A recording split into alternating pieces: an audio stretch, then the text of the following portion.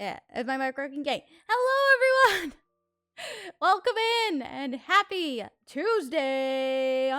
Tuesday. Hope y'all are having a great day so far. My day is going pretty well. But, yeah, I hope yours is going just as good, if not better. Hello, everyone. How are you? Fine, thank you. Why is my mic so far away? I felt like my mic was too far away. Either that or I wasn't, like, paying attention to the camera or something, so that I think my mouth is doing weird things again. Hey, welcome in, Deck God. Welcome in, everybody. Your model's mouth doesn't move as much. I think it's the mic settings. Hold on. Just gotta edit that. There we go. There we go. There we go. Good morning, everybody, though. Hope your Tuesday is going very well so far.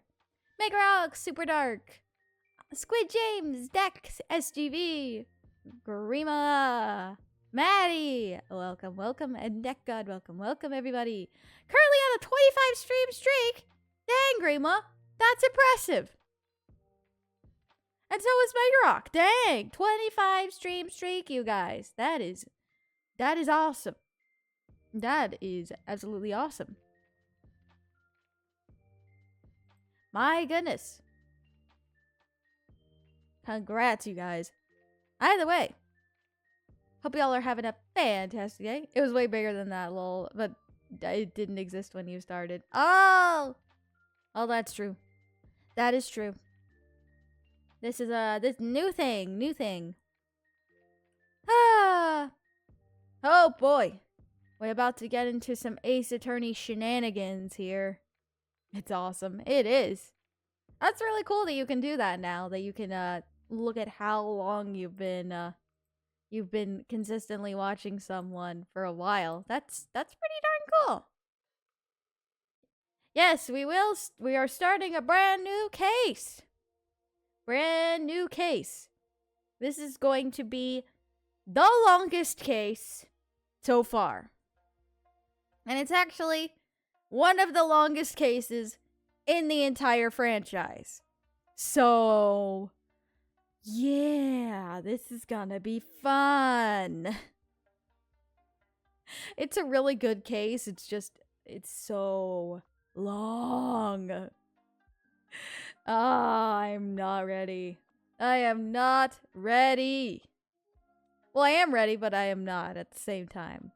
It's a weird combination of things, if you know what I mean. Turn my mic down a little bit, because I feel like I'm talking way too loud.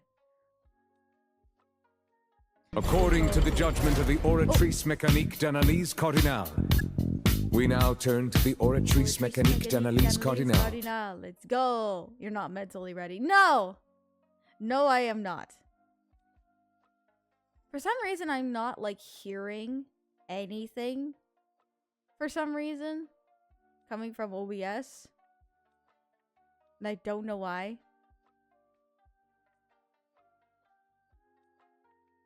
I'm trying to... it might be because the headphones. Hold on. Plot twist, this case is longer than how long the stream should be. Oh, it's definitely longer. We're not gonna spend the... it's gonna take more than one stream. It is going to take more than one stream. That is for sure. I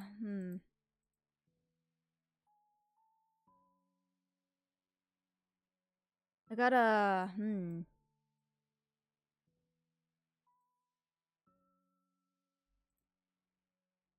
Go with the... I don't know. I think it's because my headphones... I plugged in my headphones while OBS was open. So...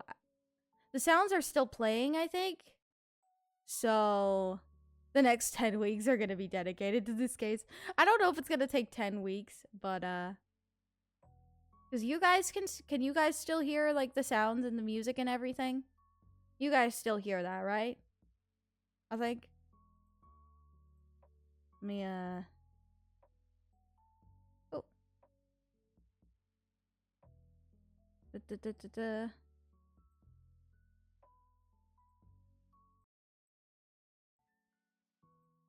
Okay, there we go. Yeah, you do? Okay. Nah, max 3 streams, I think. Potentially, depending on how much we get done in each stream. 3 streams might be enough. I don't know. This is just gonna be a long one. It'll be a long one. That's for sure. That's for sure. I know it's gonna be long, so... Gonna be a good time, though. Gonna be a good time. We get to meet some new characters. We get to meet some familiar faces. We get to see some faces we haven't seen in a while. It's a good case. It's a good case. Oh no, I can't hear the hamster laugh. No.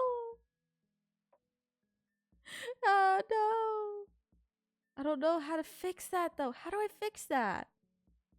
Because that seems so wrong, not being able to hear it.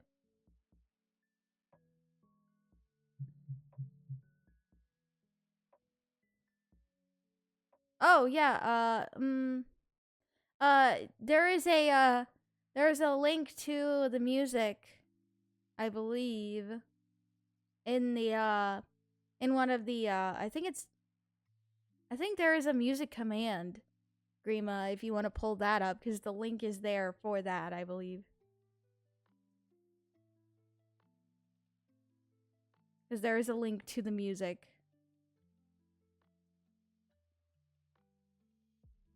I don't know if it's music or if it's MUS. I don't remember. Hey, there it is. There it is.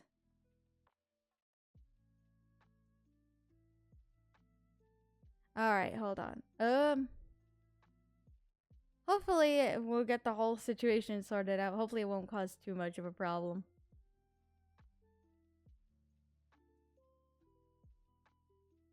Because I'm pretty sure that happens when I when I plug in my headphones when OBS is still running and it's not closed. So unless you want me to stop the stream and try again, because it's gonna be really awkward not being able to hear the sound.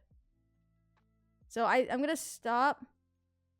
Oh no, is the video unavailable anymore? Oh no. Oh no. Okay, hold on. I'm gonna void for a minute and then I'll come back. I'll be right back, you guys. Just give me a sec. Don't go anywhere. I'll be right back. Hello, hello, hello. Am I back? Hello, hello, hello. Am I back?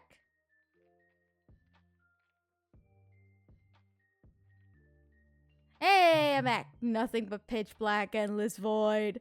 No! The void! Attempt number 2. And I can actually hear it now, so yay!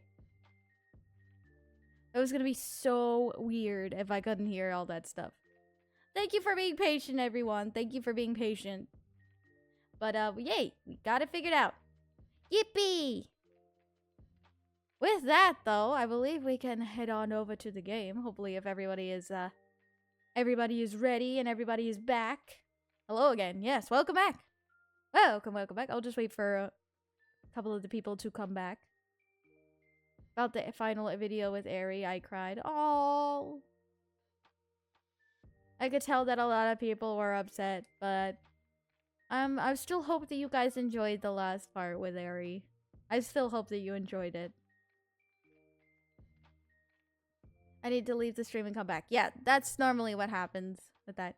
We're back! Yes, we're back! Let's go! Let's go!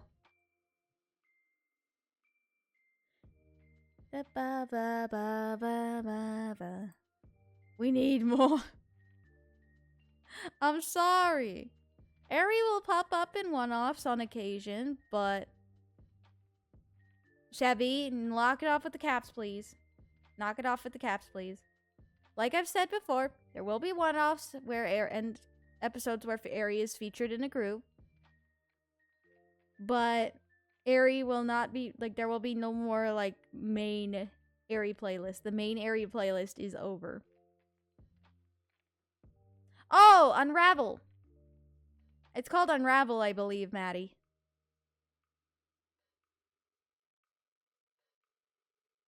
But, yeah.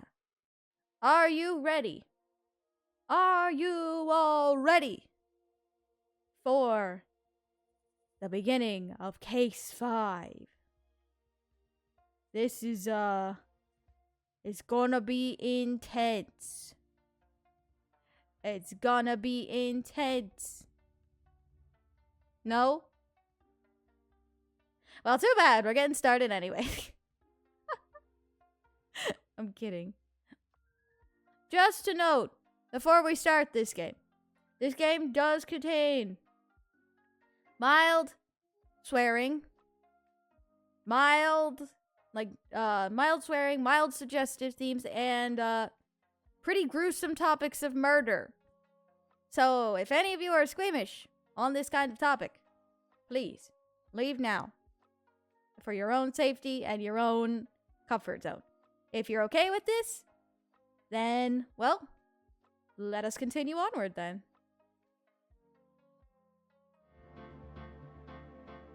Alright. Chevy, don't be rude. Don't be rude. Alright. Alright, let's go. We're going to begin. And that's a departure, Maddie. Alright. Episode 5. Rise from the ashes. Y'all ready for this? I'm excited. Let's do this.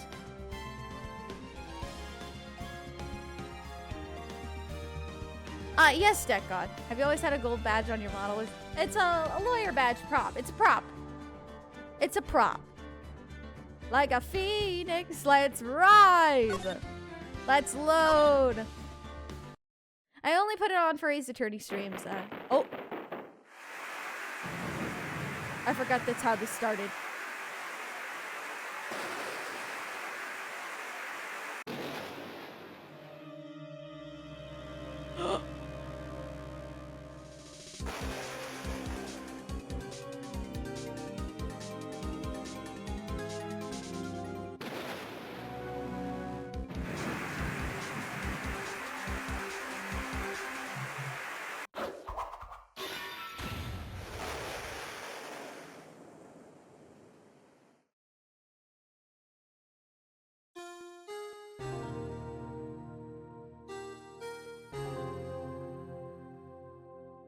I forget that's how this case started.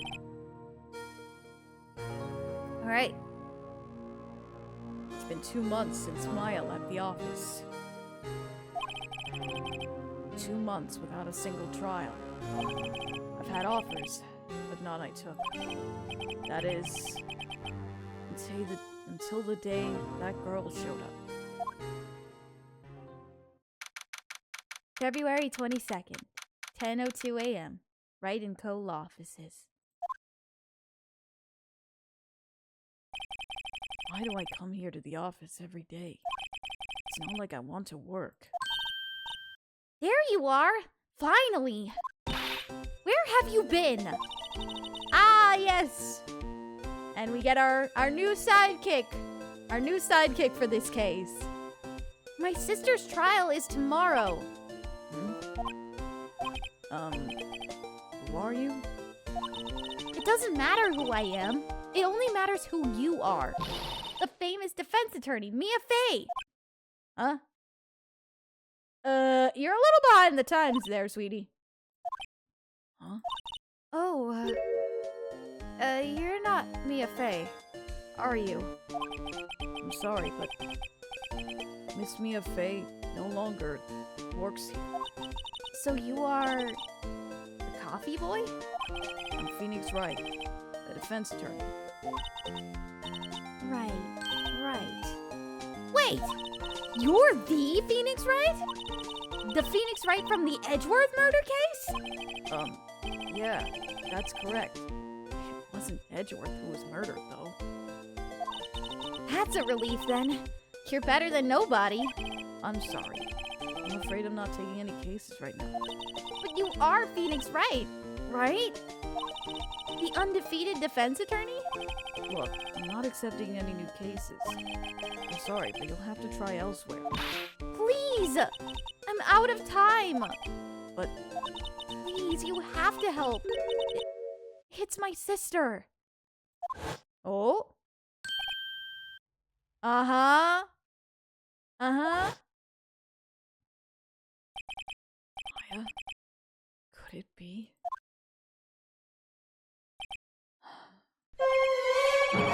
Panic! Ariaya!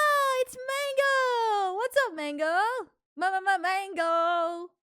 I'm doing well. How about you? How about yourself, Mango? Sorry I didn't see your message. If I missed it, I was reading this story. In the criminal justice system, the system is divided into different yet equally important groups. The police who investigate crime and the district attorney who prosecute the offenders. These are their stories. Indeed. Oh no, laggy. Oh no! Oh no! Oh boy. I'm free! Free from the lag? Deja vu indeed. How are you? I am doing very well. How about yourself, Mango? Okay, I'll hear you out. Really? Thank you so much. My name is Emma. Emma Sky. Emma Sky. One of the best detectives in the franchise, in my opinion. I'm a scientific investigator. Scientific investigator? What that means? Not too good, unfortunately. Oh, I'm sorry. I've never seen Emma spelled with one M. Ah, yes. The Emma with one M. It's so unique.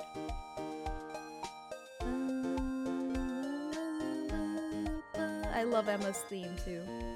I love the color scheme she has going on. Oh yes, definitely. Emma, was it? So, you're a scientific investigator? Yes, that's right. Is something wrong? No, it's just, you seem kind of jumpy. Or maybe just young? Young? I'll be 16 years old this year. Oh, I see. Wait! Only 16? I'm set to be formally assigned to forensics in 3 more years. My work is becoming quite well known. At my age, no less. So what exactly is your current position then?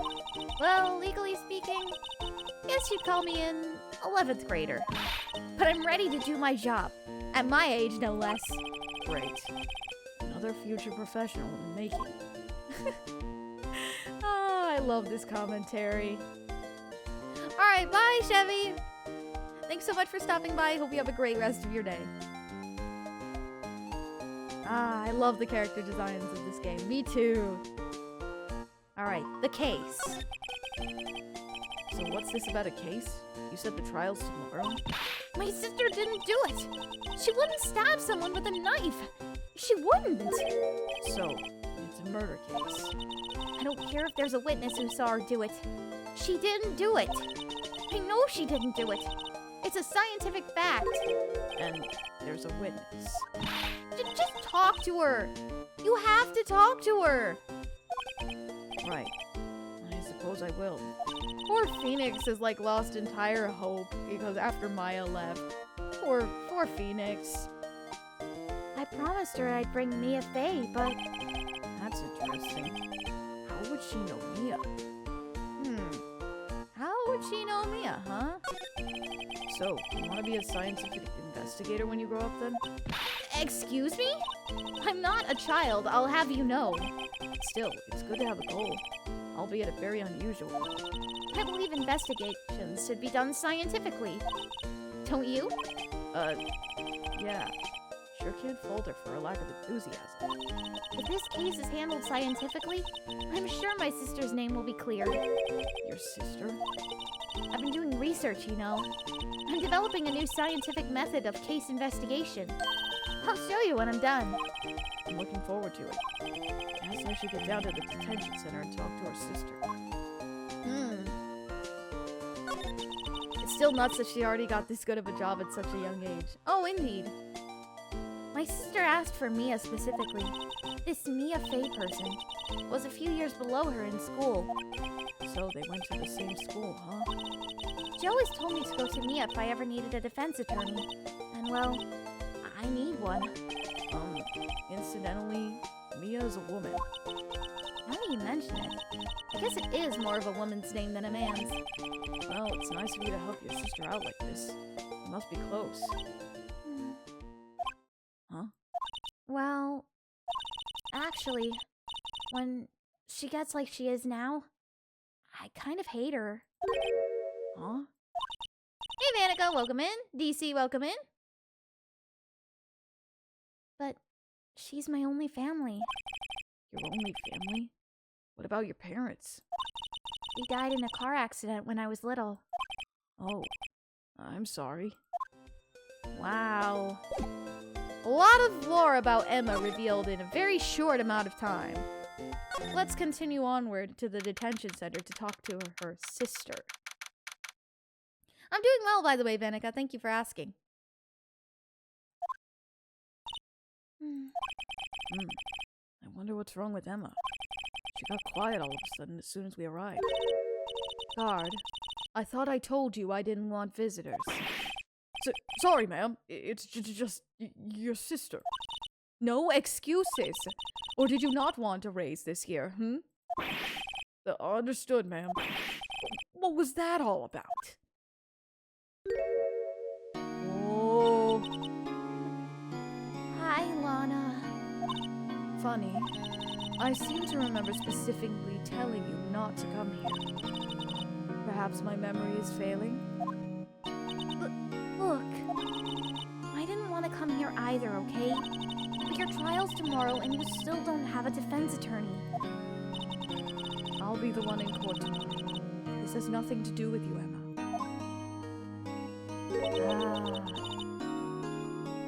Aha. Lana Skye. Isn't that right, Mr. Wright? Hey, how do you know me? Mia mentioned you. I've heard quite a bit. I'm sorry. What exactly is it that you do? My name is Lana. Lana Skye. Lover, welcome in. I'm chief prosecutor for this district. You're a prosecutor? The chief prosecutor, to be specific. 2 sisters. One a lawyer. Could this be a coincidence? Emma, Lana. I mean, they're just like... Is something wrong, Mr. Wright?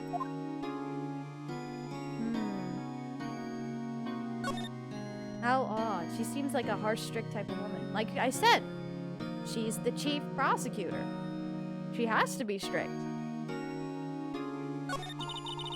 There's something you should know from the start. Which is? The suspect in this case has confessed to the crime. Huh? Wait! But the suspect... The suspect is... Me. I did it. Well, Mr. Wright? Well, why don't you begin by telling me exactly what happened? The crime took place yesterday, February 21st, at 5:15 p.m. That's quite specific. It was in the witness's deposition. A witness clearly saw me committing the crime. My, that was a bit of bad luck, wasn't it? The crime took place in the underground parking lot at the prosecutor's office. The body was found in the trunk of my subordinate's car. Prosecutor's office, huh? In your subordinate's car trunk? Classy. Subordinate, huh? So a lower prosecutor on the chain. I was arrested on the spot.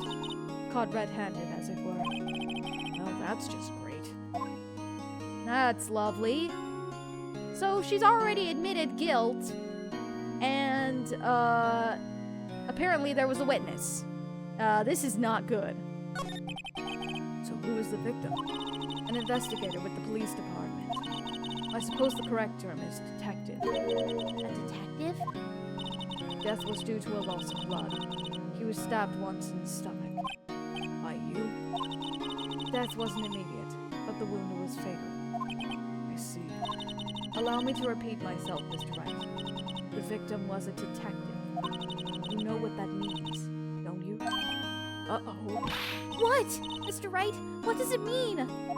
Well, it means... The police department will consider it a matter of pride to have me found guilty.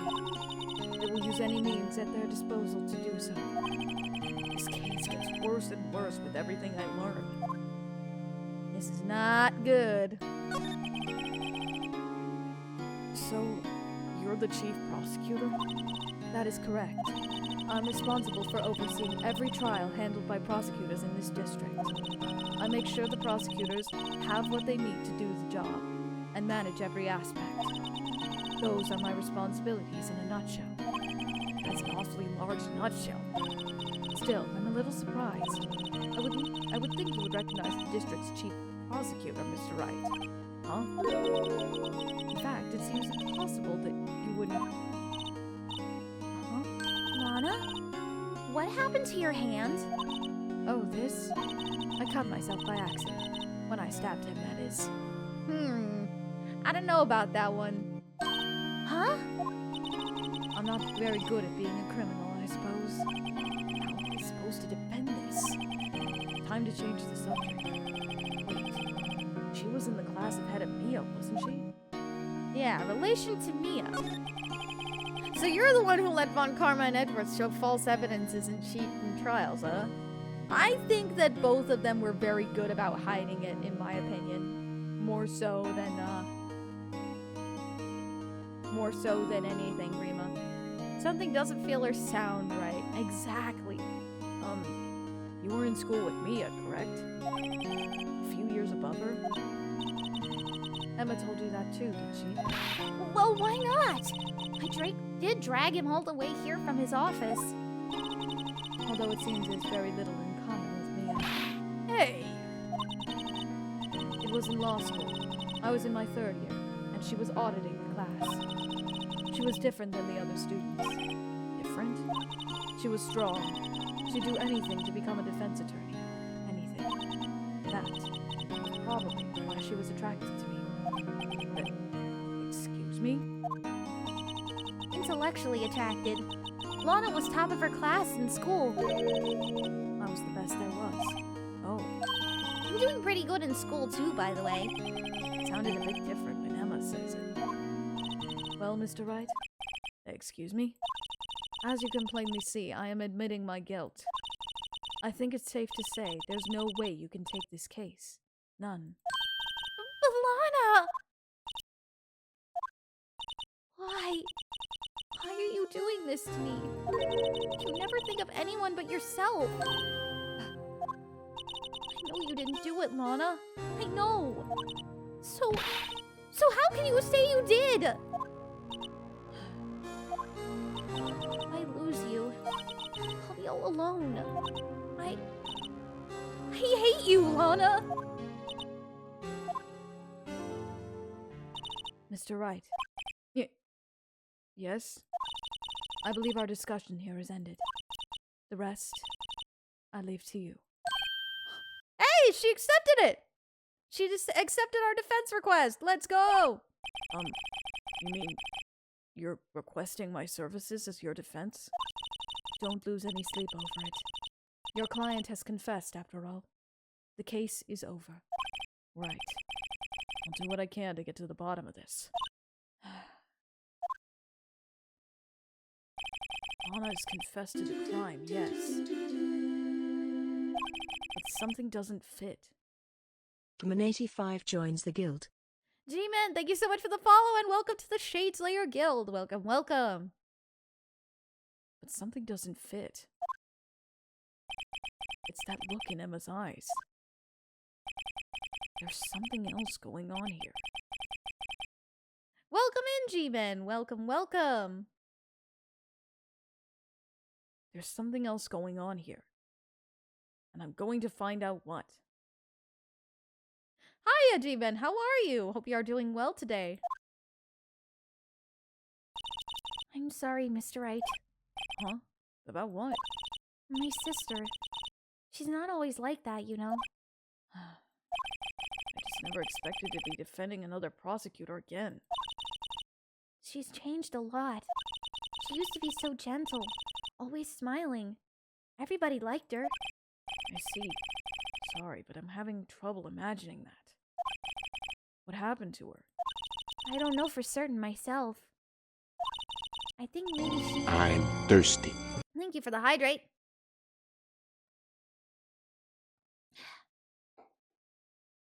I think maybe she... Well, maybe not. Sounds like there's something there that defies a simple scientific explanation. Let's go check out this underground parking at the prosecutor's office, shall we? Okay. All right, the investigation begins. This reeks of secrets, but we won't know until the investigation begins. Indeed.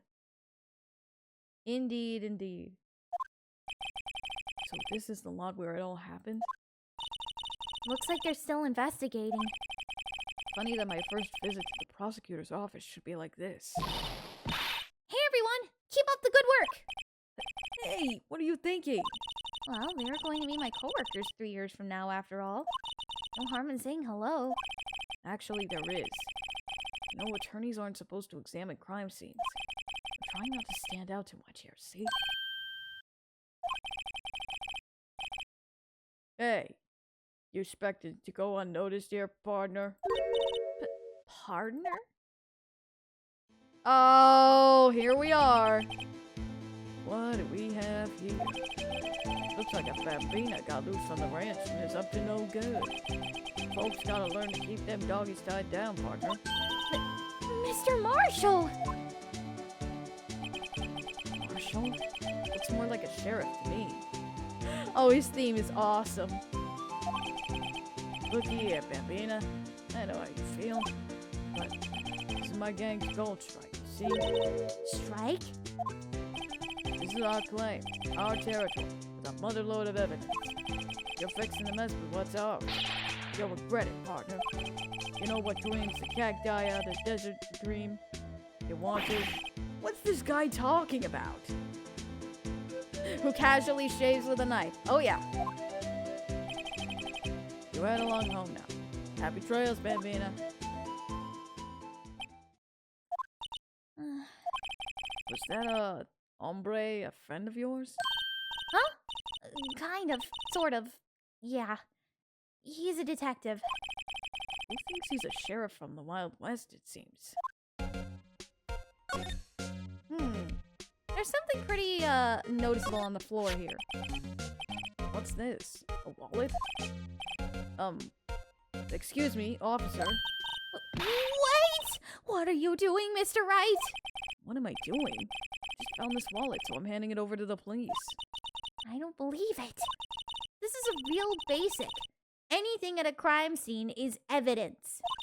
Let's be scientific about this, please. Just put it in your pocket.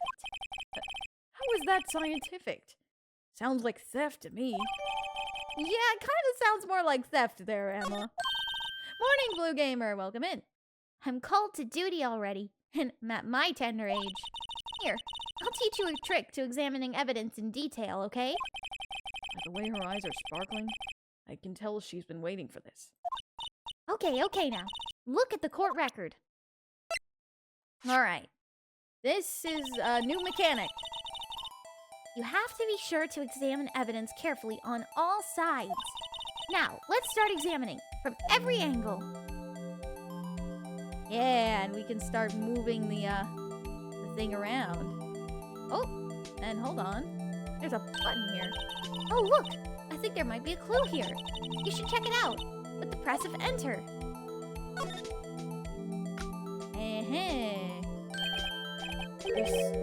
This is an ID card. Sergeant Bruce Goodman. see? Well, isn't scientific investigation useful? Yes. I don't see what science has to do with it.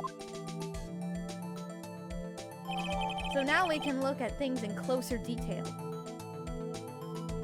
Good thing I brought my magnifying glass. Oh, yes. Let's be sure to examine every piece of evidence we find. Guess I've got to be on my toes from now on.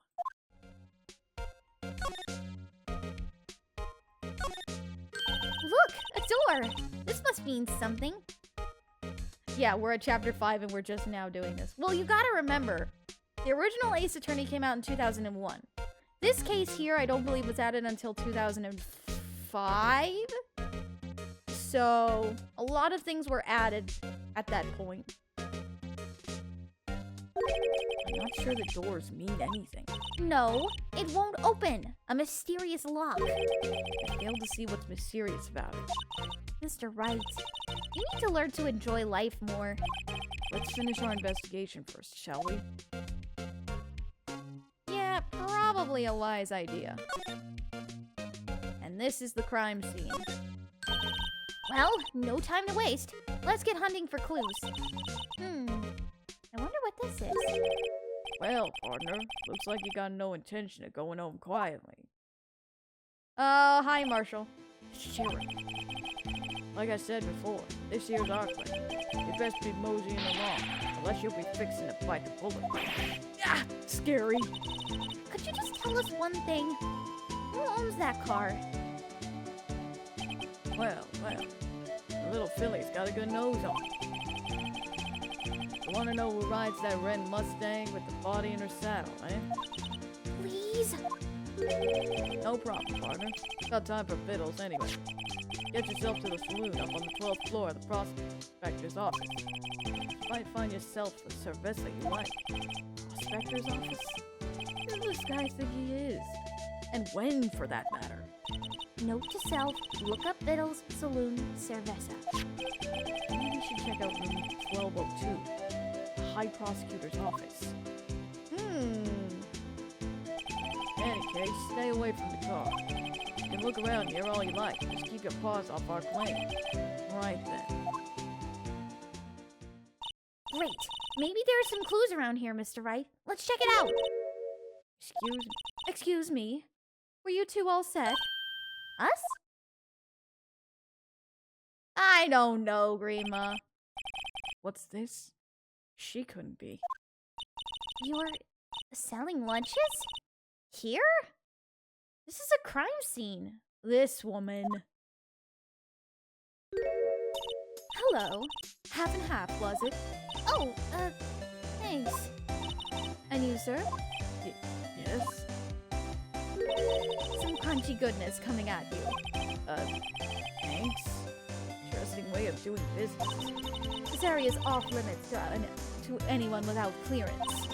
Especially passerbys. Or are you officers?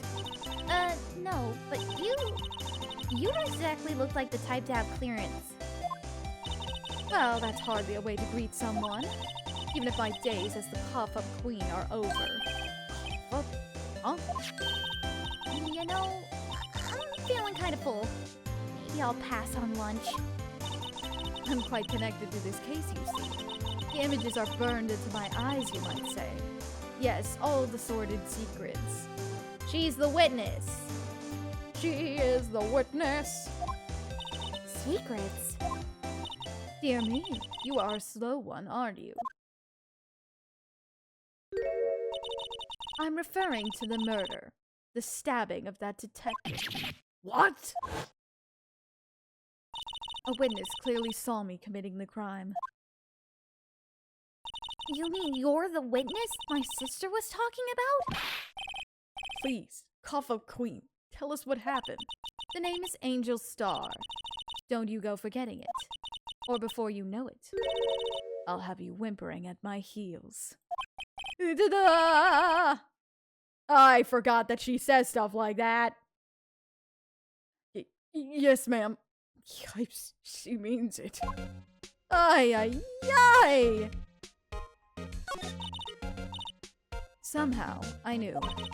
Yesterday was a day of destiny. I knew something was going to happen.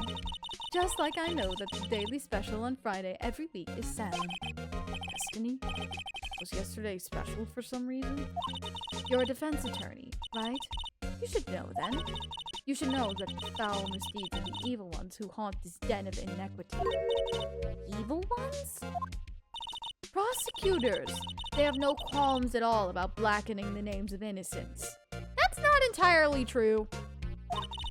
And yesterday they paid homage to the most evil one of all. They give an award for King of Prosecutors. What a farce. So, she's saying there was some sort of prosecutor's convention yesterday. I was almost compelled to lace their lunches with something foul. Do you have a personal grievance against prosecutors or something? Or is there some kind of scientific evidence of this, evil? Young miss, mark me at your own risk. You'll soon find out why they called me the cough-up queen. Ew! This woman needs to chill. The most heinous of all the evil ones, the one they awarded yesterday. It was in his car that they found the body. Proof that he devours the evilest lunches of all. Really? Really what? I'm totally confused. Me too, Phoenix. One thing's clear. This lunch lady has a thing against prosecutors. She certainly does. So what exactly was it you witnessed, Miss Star? It was a fascinating spectacle, to be sure. I now feel. Words are hard. Good morning, Omega Cheerleader! Welcome in, welcome, welcome! Hope you are doing very well today. I now feel I know what they say when they talk about a woman's wrath. To see Lana Skye wield that knife so. Her knife flashed in anger, bringing him to a sad end. It was truly a sight to see. You mean you saw the very moment of the crime? The sound of his silvery ties to the world being cruelly cut still rings in my ears. And the rhythmic beat of Lana Skye's knife. Wait a second. You know Lana Skye? Of course. It's quite a feat becoming a chief prosecutor. How many lunchboxes of sin did she pack to make that journey, I wonder? She always travels light. Now, why would this pretty lunch lady know the chief prosecutor's name? Why would she know? Could we ask you a bit about yourself, Miss Star? I come here every day to sell lunches. I import only the freshest and best from the Far East. For some reason, the box lunches are a hit here. Why not make the lunches here, then import them? Did you say something? No. Only true connoisseurs can understand. The kind you can only tell to someone who has tried General So's trilobite lunch set. Never mind. You win. I don't even want to appreciate part of a trilobite's flavor. Anyway, I come here every day to sell lunches. My boyfriend works in the security room here at the prosecutor's office. Your boyfriend? See the security room over there? Glass-walled booth. I sell my lunches, and since I'm here anyway, I drop in to see him. Since you're here anyway, I guess selling lunches is more important than romance. I'm glad you enjoy the videos, cheerleader. I'm glad. So to scientifically analyze the data available so far, you, Miss Star, are a lunch vendor with an ulterior motive for coming here. Useful analysis. Not. Omega Cheerleader 02 joins the guild. Thank you, cheerleader, so much for the follow, and welcome to the Shadeslayer Guild. Welcome, welcome. Where is she hiding all this food? I have no idea. Did you have a bad experience with a prosecutor, Miss Star? I sense some hostility. Hostility? Huh. Perhaps. Prosecutors are all alike, and the bigger they get, the worse they smell. Kind of like a 10-day-old clams in clam chowder. I wonder if Miss Star was involved in some sort of legal trouble in the past. That'd be a sure case of food poisoning. Scientifically speaking, of course. I mean, now you're talking cough up clean. I thought she was just a lunch vendor. Now I'm not so sure. Interesting. Let's head to the Pride Prosecutor's office. Wait a minute! I wonder whose office this could be. I wonder whose office this could be. LOL. I wonder whose office this could be.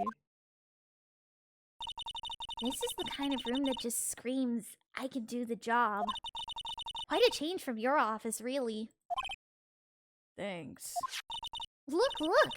There's a trophy or something here. A trophy? What, that shield? Takes a real nerve to display stuff like this. Whoever's office this is, they must be a real stuck-up jerk. Phoenix Wright. You never tire of prying into other people's business, do you? That voice. Edgeworth! Hi, Miles. Long time no see, Edgeworth. Huh? Ah! Mr. Edgeworth! Huh? You know him from somewhere? Of course! I'm his biggest fan! My sister introduced us once and... Right. Your sister's the chief prosecutor, after all. Well, what brings you here? I'll warn you. I've been known to be a real stuck-up jerk. No, did I? No. It was just... Mr. Wright here, he... Hey! Don't blame me! We were just here to investigate a murder case. Murder? A body was found in this nasty bright red sports car in the parking lot. That would be my car. That smirk! I forgot about that face! Oh my gosh! Well, good job, Emma. Good job. You just insulted his car. You insulted him, and you insulted his car. Good job, Emma. Good job. What of it? What? Your car? I'll say one thing. She can certainly scream. Well, alright. So, the body was found in your car? Go ahead, say it right. You think I did it, don't you? After you went through all that trouble to help me last year, no less. No, we don't think you did it. I mean, it was my sister who stabbed him. Wait, no, she didn't do that. I mean... Wait, so you're the chief prosecutor's little sister then? Yes, sir. I'm a Sky. It's nice to meet you again. Now, that didn't sound forced at all. Ah, now I remember. You've really grown. I'll admit, it was a surprise for me too. To think that my own car would become the scene of a murder. More surprising still, I'm being forced to prove my superior's guilt. I can understand. Wait, what did you say? Rana Sky is the chief prosecutor.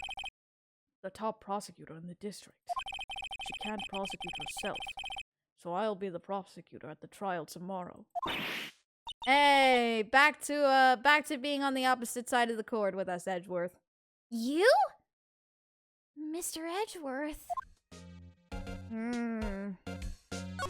Miles can't catch a break. First nightmares, the trials, and now this. Exactly. He can't catch a break. To be honest, it's a bit of a miracle I'm still here at all. What do you mean? Rumors. You've heard the rumors about you, haven't you? Miles Edgeworth. It's hard to remember a time where there weren't rumors about this guy. Forging evidence, arranging false testimony, illegal searches, you name it. Thanks to you, my innocence was established in the trial at the end of last year. However, there are are still some who say I'm the one responsible for the current incident. What? That's crazy. Some people need very little excuse to think ill of others. That's true. It's a fact of life. Impossible to stop. That face, I swear. I can't take that face seriously. But Some of them even go so far as to present me with toys like this. They think it's funny. Toys? A bronze shield? There's gotta be a story behind that one. No, it's been a couple of months. The last case took place at the end of, in December. This is now February, so it's only been 2 months. Public reception not been kind, indeed. Chief Prosecutor Scott. Well, yes. We first worked together on a case 2 years ago. It was my first big case. that's right. I remember. 2 years ago. I wasn't even a lawyer yet. Since then, I always felt that she was looking out for me. It appears I was mistaken. Mistaken? Why? I mean, I know she's not the warmest person, but I'm sure she felt some responsibility for you. Then, why?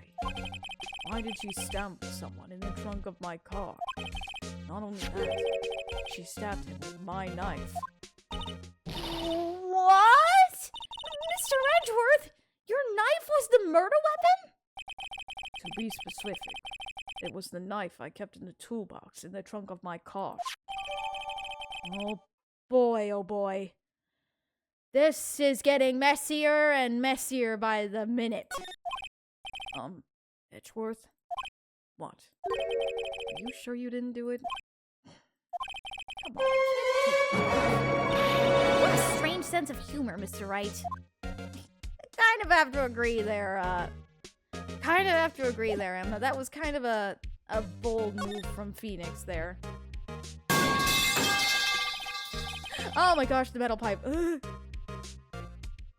Be aware of the court of owls. Remember what's being said, guys. Everything is important. Remember everything if you can. I've been wondering, what the heck is this? It has a big K on it. Prosecutors. Huh? What's that? It's the King of Prosecutors trophy. That's a kind of gaudy title. King of Prosecutors? It's a great honor. They send that shield to the best prosecutor each year. What? So that K, that's... K stands for king? Yeah, you got a problem with that? I didn't design the thing. King of Prosecutors. Kind of like Employee of the Month, but only better. Kind of, I guess. I guess. Big title equals big trouble. I guess so. My. What an amazing bouquet. Just right for Mr. Edgeworth. No kidding. Hey, there's a card on it. Back from the dead. Wendy. I've heard that name somewhere before. And beside it, a giant steel samurai. Wow, I want one. Huh? There's something written on the bottom of his foot. Between a rock and a hard place. Wendy. Wendy? Is she Mr. Edgeworth's fiance? No. No. Definitely not. Definitely not.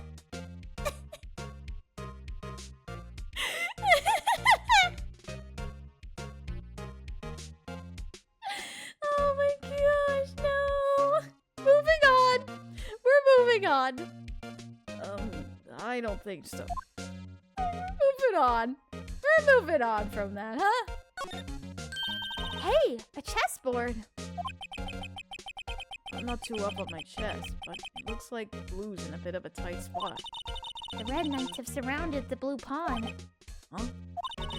Those horses are mounted knights.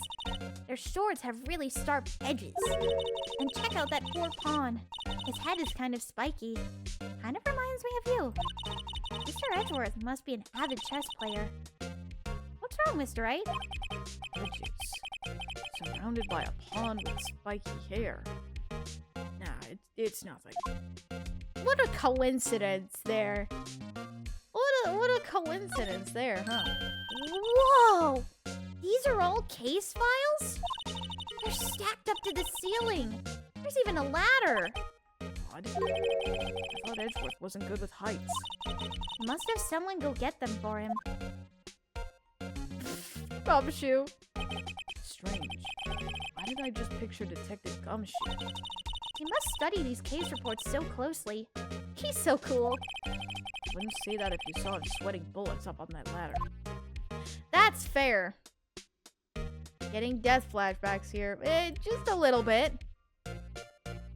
Just a little bit, you know? Don't wanna... I wonder. There's just a lot going on. A lot going on here. A work desk. Quite tidy, as one might expect. Alright, bye, Squid James. Thank you so much for stopping by. Hope you have a great rest of your day. What a nice desk. Easy to use and easy on the eyes.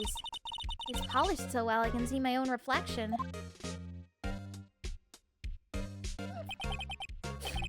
Strange. Why did I just picture Detective Gumshoe? Maybe I'll take that name plaque as a souvenir. Don't. He'll sue you. You're probably right. You kind of can't, you know, do that. He is the high prosecutor, after all. You know. It's just... don't. You're gonna get in trouble. So basically, this says that you were the best of last year, huh? Ken takes that foolish grin elsewhere, right? I lost a day of work to receive that travesty. Huh? Why is that? I had to go to the police department to receive that broken shield. The police department? Yes, right next to the police station downtown. You've been there, haven't you? Where Detective Gumshoe works? Yeah. I was wondering something about your shield. Why is it broken? What does it matter? I've got more important things to worry about. Oh, right. He doesn't seem too concerned about his award, for better or for worse. Hey, it's an award, you should be proud. There's a whole thing with miles and awards and such that kind of is not necessarily a happy story. Yesterday was a very busy day for the prosecutor's office. Maybe we should ask him more about yesterday? That sounds like a good idea. Could you tell me more about yesterday? The day of the murder? Yesterday was the annual cleaning day at the prosecutor's office. Cleaning day?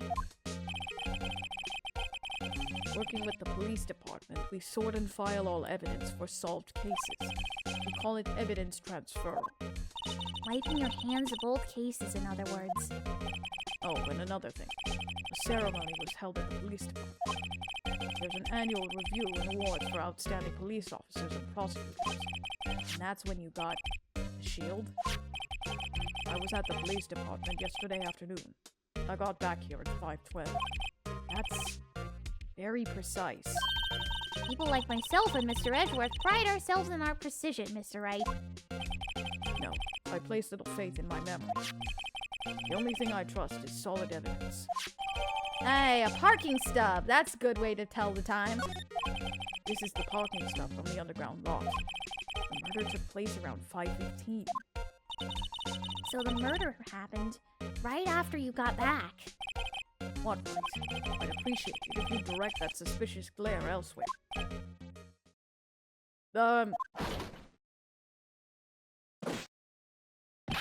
Excuse me, but is, Mr. Edgeworth, anywhere on the premises? Oh, this guy! I'm Edgeworth. What is it? I'm here, sir, at the request of the chief, sir. I've got your report, sir. Report? What?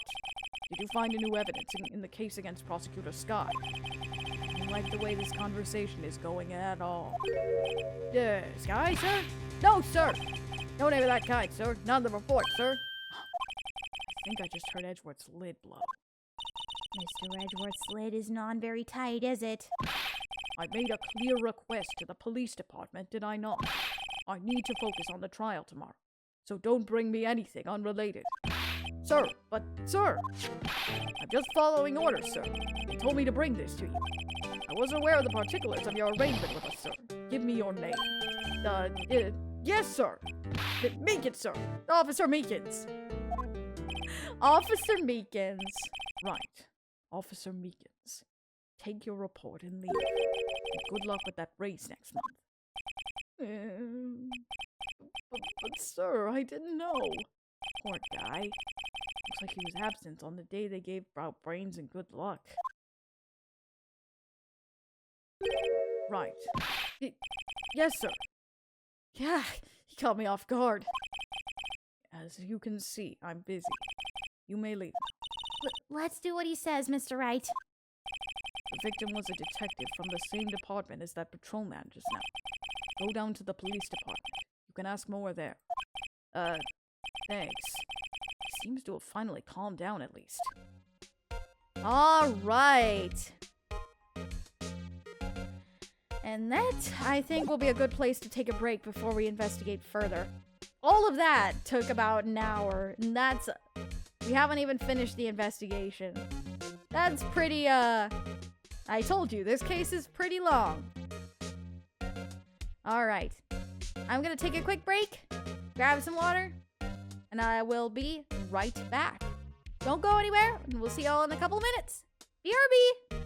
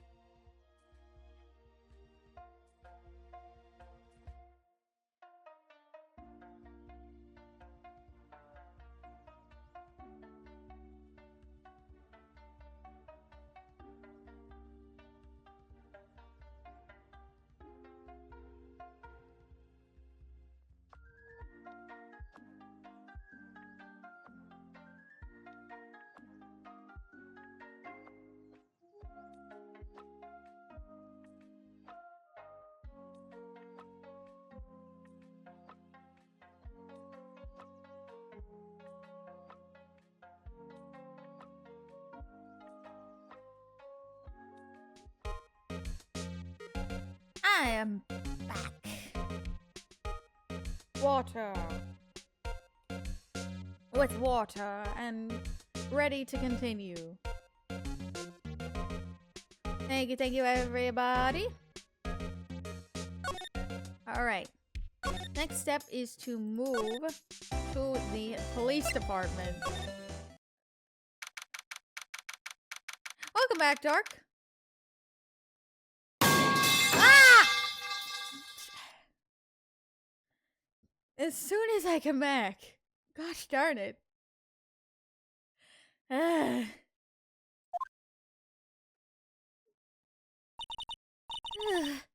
We're finally here. Guess who's back? Back again. Welcome, yes. Why would they put all the police Hello there. department? Why would they put the police department so far away from the prosecutor's office? Hello there, Jerem. Welcome. Sorry if I didn't notice you come in earlier, but welcome. I'm getting used to them, Dark, I think. I also had my volume turned down because the game is very loud. So, I guess I just need to turn it back up.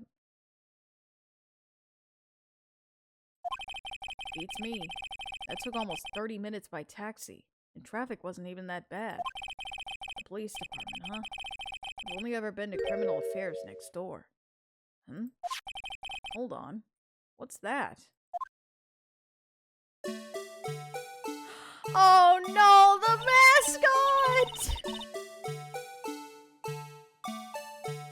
Not the mascot!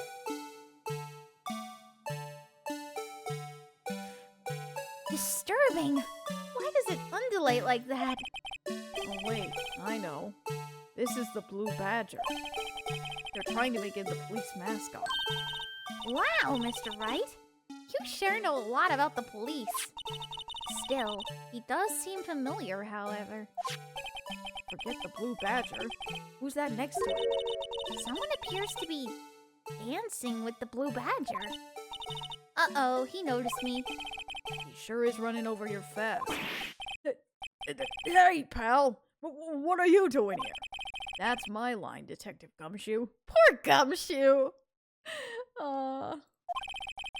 Specifically, why were you dancing over there? Heyo, Real Drift. Welcome. What? Well, at least he doesn't seem to be busy. This is our chance to get some information. Hey, I'll have you know I'm a very busy man, pal. Like he was reading our mind or something. I'll give you one word of advice, pal. You better not agree to defend the suspect in this case. Why not? Huh? Well, it's just that the chief prosecutor has confessed to the crime. He says he summoned the detective to the prosecutor's office and killed him. But what if she's not telling the truth? Yes, well, no, come on, pal. There's plenty of evidence against her. But what if the evidence was faked? Hey, pal. Can I speak to you for a second? Huh? Me? Why is that little girl so peeved at me? She's a relative of the suspect. She's Lana Sky's sister. Whoa! The chief prosecutor's little sister? Please investigate this case carefully, okay? Scientifically. Yes, sir. Oh, by the way, you might want to keep your voices down. You don't want to be overheard using words like faked. Huh? It's a sensitive issue with us these days. Yeah, I would bet. But the whole thing with Von Karma and Edgeworth's on top of it, yeah, that would, that would be bad if you were caught saying that. So, what are you doing here, Detective Gumshoe? Me? Oh, well, nothing really. You kicked me out of criminal affairs. Detective Gumshoe? What did you do this time? What do you mean, this time? Well, then what happened? I know things are busy right now. I mean, with my sister's case and all. It's true. Never had a chief prosecutor murder anyone before. Hookchamp rejoins the guild. Oh, hold on. Who was that?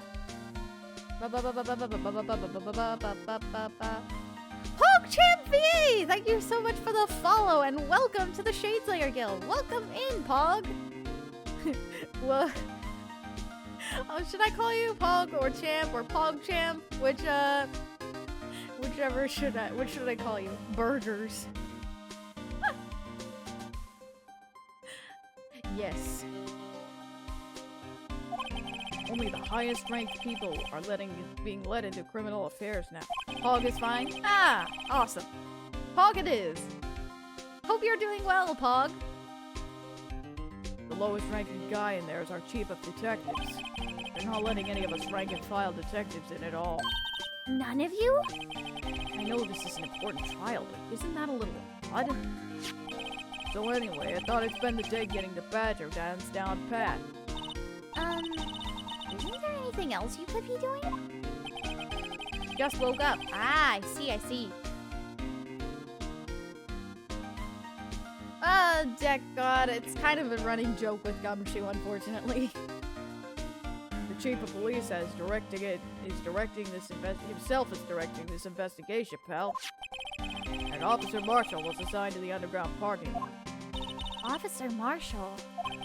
Now that I think about it, Emma did seem to know that Marshall guy. The patrolman in charge of the crime scene is unheard of, pal. Unheard of, huh?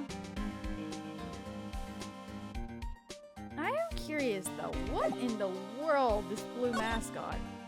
Also, it seems to be pretty banged up. I was wondering about that. What? The Dancing Blue Badger? It's my masterpiece. Oh my gosh, this song! You made this, Detective Gumshoe? The chief team threw together some designs and I just did my thing, pal. Nice work. It's battery powered so it can go anywhere. There's no switch, so it just dances until the batteries die. Poor Blue Badger. Fated to dance until he drops. Oh my gosh, Emma. Oh my gosh. Although, we did get that that ID badge from the underground parking lot. Let's present that to Gumshoe here. Detective Gumshoe? What can you tell me about this? Huh? Hey, pal, this is a detective's ID card. You can't just keep that, you have to turn it into the police. People like you, they get me in so much trouble all the time. You, Detective Gumshoe, must drop his card on this. Let's see. Bruce Goodman. Goodman? Sounds familiar. Nah, my mistake. But didn't you work together with him in criminal affairs? Whoa, now I remember! Bruce Goodman. He's the victim. That's what I thought. Can you tell us more, Detective Gumshoe? Well, I guess we know our victim's name now. Gumshoe, forgetting things at like the slightest drop of a hat. So, this ID card belonged to the victim? It was a detective, like myself. Detective Bruce Goodman. Don't you think it's so strange? I mean, why would the victim's ID card be lying on the ground where we found it? Well, Detective Goodman should have been at the police department yesterday. There was evidence transferal for a case he handled 2 years ago. Evidence transferal. Mr. Edgeworth mentioned that too. But Detective Goodman was killed at the prosecutor's office. Well, that's the thing. It's hard to say this, but word is that the chief prosecutor, Sky, called him out there to the parking lot. Mom is confessing as much. Yeesh. Yeesh. Things are just getting worse and worse here. Not better. More and more evidence is piling up against him. Hey, that's it! That's the King of Prosecutors award that Mr. Edgeworth got yesterday. Were you at the award ceremony, Detective Gumshoe? Of course, pal! I got an award for diligence myself. Ah, congratulations. I was wondering why is the award a shield? And why is it broken? Oh, there's a reason. I'll tell you what it is later. Apparently he's forgotten. But I was proud of Mr. Edgeworth for winning that award, even with all the naysayers and the prosecutors. Naysayers? Must be because of the rumors. Yeah, things are stacking up against him, and it's not looking good. It's not looking good at all. Not in any respect. Well, I guess we could also present the knife as well. I don't remember if you're supposed to or not. Found in Mr. Edgeworth's car, stabbed with Mr. Edgeworth's knife. What else would drive Chief Prosecutor Sky to do such a thing? Wait, I didn't mean... I mean, sure, of course someone really did it. Someone who must have had a grudge against Mr. Edgeworth.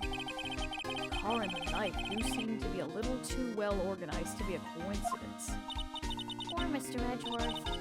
What could have happened? We have to find out a little more about what's going on with Edgeworth. Can you tell us more about that, Gumshoe? He's in a tough spot. Again. Again. Oh. Flashback to the DL6 incident. Maybe it's a shield because of the defense in a court? Maybe, but he's a prosecutor, so it's the opposite. So maybe that's true. Well, it all started with the murder of that defense attorney, Hammond. But Mr. Edgeworth was found innocent! Listen, pal. There have always been rumors about Mr. Edgeworth. Forging evidence, making deals with the witnesses. Nothing outright, but there were always whispered rumors. Ever since he was accused of murder, no one's whispering. They're practically shouting. But... Thank you for the stretch, Tavares. What's your opinion about Gumshoe? I like Gumshoe. Gumshoe is one of my favorite characters. I have a lot of favorite characters in this series, though, so... I like most of the characters in this series. But there's no evidence against him. Well, Mr. Edgeworth has always had unusually strong ties to the department higher-ups. It's only natural that people would be suspicious. I had no idea he was under the gun. Anyway, this latest case has started a new rumor. People say the only reason he took this case is because he's aiming for the chief prosecutor position himself. What? But I know the truth, pal. Nobody wants to be the one who has to prosecute the chief prosecutor. Mr. Edgeworth is biting the bullet on this one. He's doing this for all of us. And that's all I know about that. I'm not officially on the case, you know. Thank you. Why aren't you handling the case, Detective Gumshoe? You met the guy who is, what was his name? The guy in the parking lot? That'd be Officer Marshall. He was appointed directly by the Chief of Police. The Chief of Police, huh? Officer Marshall. Is he some kind of Wild West sheriff or something? Nah, Jake Marshall's just a regular officer. From West LA. For a moment there, I wasn't sure. Look, pal, let me try to make things a little easier for you. Show them this and they'll let you examine the crime scene. Maybe. Received from Detective Gumshoe. Allows bearer to investigate the crime scene. I'll be surprised if this gets us anything. Just act like you're supposed to be there and nobody will look at you twice, pal. Alright, so Emma, don't shout, please. Don't shout, please, Emma. Some people would just deny truth of matters and believe rumors for multiple reasons. That's true. That is absolutely true. It's sad, but true. Defending Lana will not be a walk in the park. Not at all. Not at all. Looks like the investigation is still going. I have to be getting back to the shop. Sorry. Looks like I'll be stuck in this pit till the sun slips. I'll see you in my dreams tonight then, baby. Oh, still here. Ah, hello. Why the surprised looks? Didn't I mention? I've got a boyfriend in criminal affairs, too. What happened to the security guard? Hey, what's wrong, Bambina? You're looking like a doggy that's lost its herd. A doggy, my bad. A doggy, not a doggy. A doggy. Jake Marshall. Strange guy to put in charge of a crime scene. Emma. Hello again! Nick. Dang it, Emma. Well, I guess we better present this to him. Would you mind reading this for me? What's this? I warn ya. Fan letters to me go right in the spittoon. It's a letter of introduction from Detective Gumshoe. May we investigate? Gumshoe. Ah, that old cow dog. Held at a birthday party or something? Huh? Look, where should it say letter of introduction? It says invitation. Ah, I think he just miswrote it. Wait, why am I getting all defensive here? No worries. This proves it's from Detective Gumshoe. Better than a blood test. Guess I better let you in then. Thank you, Officer Marshall. Oh, that's right. He's a patrolman, not a detective. Which reminds me. Hey, wait a sec. Isn't a crime scene supposed to be handled by a detective or higher? Well, folks, clues are calling. Welcome to our gold strike. Be like the set. Strike for lands unknown. Manifest destiny. Let's have a hootenanny. Note to self, these investigations are like settling land. Well, Mr. Wright, what do you say? You say I won't be needing this anymore. Detective Gumshoe's letter of introduction crumpled and discarded. Let's talk to him a bit, see what he knows. Officer Marshall, could you tell us more about the victim? Some men always die young. Remember that, partner. Could you be a little more specific? Bruce Goodman. He was a detective, right? Well, aren't you a feisty doggy there now? Detective Goodman was stabbed here at 5:15. The smiling Madonna told me the tale. I think she means the witness, Miss Angel Starr. Madonna? This guy's speech sometimes, I don't get it. One stab to the chest. A fine piece of work. This here's the autopsy report. And there's the autopsy report. Death due to loss of blood. One knife wound. Died within an hour and a half of 4 p.m.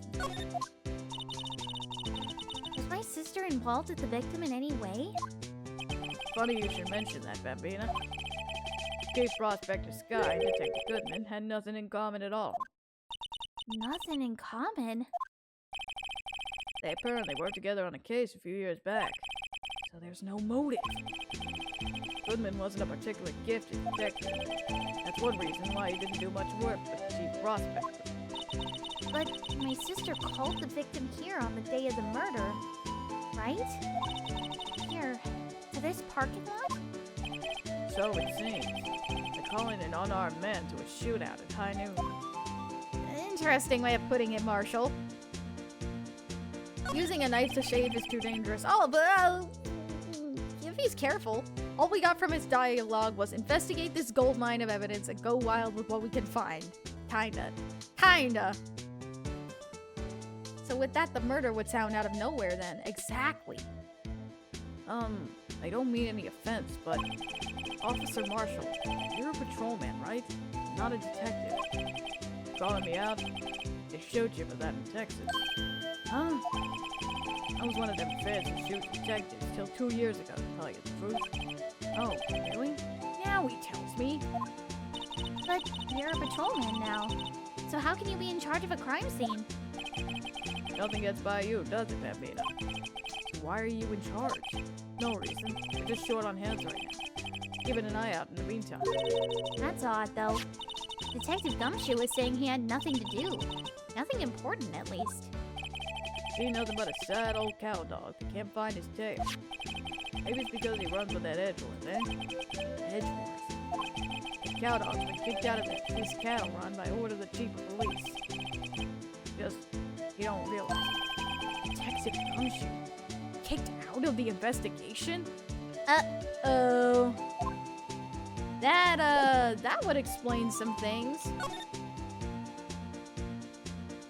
I think we should be able to, look at the,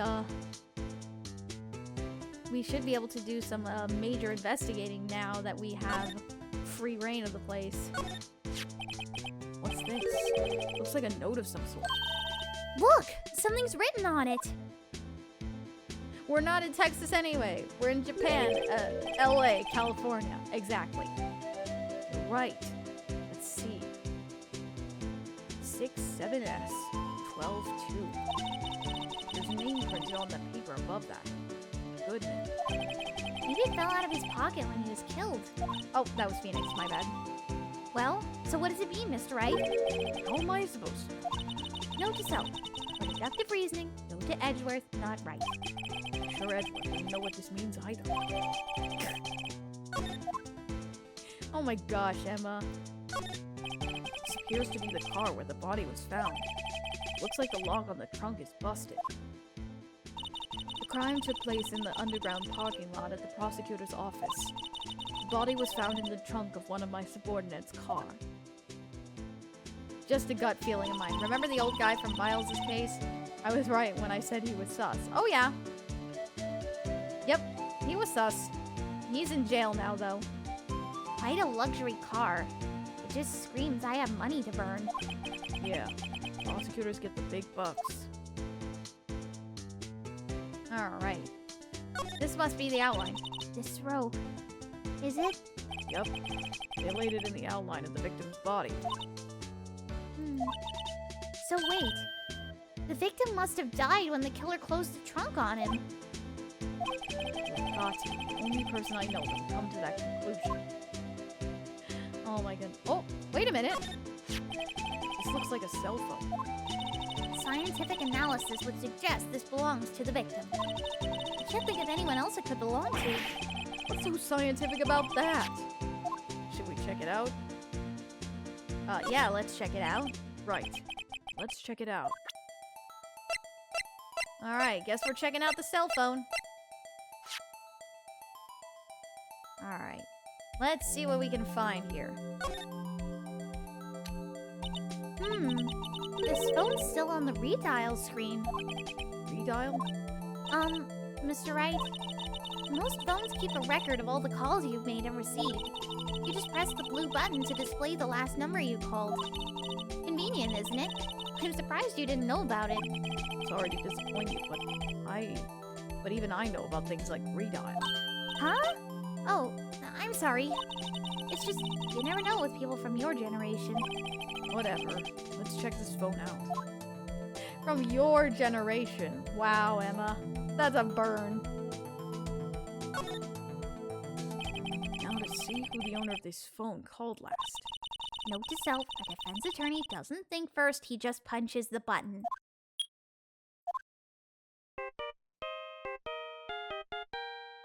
Hey, that song! I know that!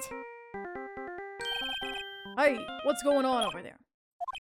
Ah, oh, sorry. I see you, partner. You pressed redial on that there phone, didn't you? Well, yeah? Whose phone is this anyway? It was on the ground over there. Whose is it? That belongs to Chief Prosecutor Scott. What? It's my sister's?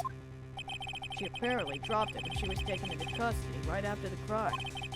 Look, the last call was made right when the murder occurred. Looks like she was fixing to call someone, except she only spoke for a few seconds according to this. Who did she call? No idea. Sorry, partner. Now I got a question for you. Partner, I heard a phone ring. One of those newfangled ringtones. Oh, that? Oh, I'm sorry. That was my phone. What? Your phone? Yeah, it's kind of strange, but someone called me right as we picked up the other phone. Wrong number. I hope you're not lying. They shoot you for that in Texas, partner. Uh-oh. I've incited the wrath of the Lone Star Patrolman. Property of Lana Sky. Last call made at 5:18 on the day of the murder. Who'd she call? Ghostbusters? Goodness, I hope not. Alright.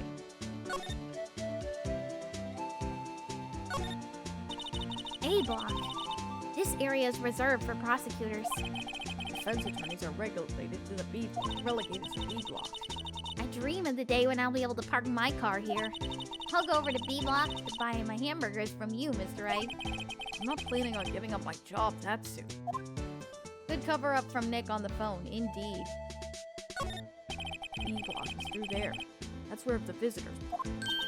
I can see the Lunchland car over there, far in the distance.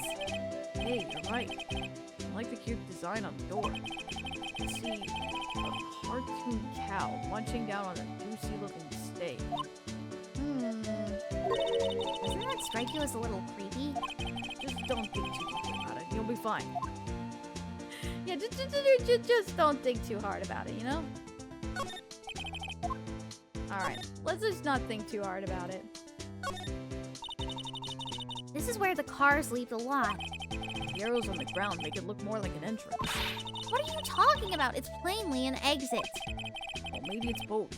Kind of a dual purpose. Aha! The theory of relativity. I've I've got to write this down. Hey, Mr. Wright! Maybe you know, was it Mr. Relativity? Was Mr. Relativity German? Or was he British? Mr. Relativity? Are you sure that you have that was his name? Yeah, I don't know about that one, Emma. Oh wait, hold on, I did this one already. Oh, there's a payphone. Here, a phone. Let's see if it works. Hey, don't touch stuff we don't need to be touching. I can't hear anything. My ears. No, my ears. Maybe it's due to the barometric pressure. What is she laughing about? Hey, what did you say? See, you can hear just fine. Phone's broken. See? The phone is broken. This wall is in our way. It's got a faucet of water for water. Wait, I know. This wall is merely a facade, hiding the truth. This is no wall, but a water tank. I fail to see how this makes difference either way. A parking lot theory. Oh my gosh. Alright. Wait, hold on. Are there ladders here? Aha! A ladder! That's a step ladder. What's the difference? In scientific terms, please. Scientific, huh? Look at the basic nature of things, Mr. Wright. It all seems so horribly familiar somehow. Oh goodness. Look! A stylish glass wall room. Very nice. You can see the whole parking lot from in there. It says security. Perhaps it's a cafe? Oh, Cafe security. Yeah, that must be it. Let's check it out later. I hate to break it to you, but I think that's probably just a security guard office. You know, I scored a 97 on my science test the other day. Too bad they don't have a test for common sense. Poor Emma. Poor Emma. Alright. Lana Sky. So, there's no connection between Detective Goodman and my sister. That's correct. But there's a gold mine of evidence against her. Huh? And the prospector tomorrow is none other than Edgeworth himself. I'm afraid your sister's fate is decided, Bambina. Many condolences. Officer Marshall? Yeah, Bambina? How can you say that? You and my sister. You were... Is there something between this cop and her sister that I don't know about? I apologize, Bambina.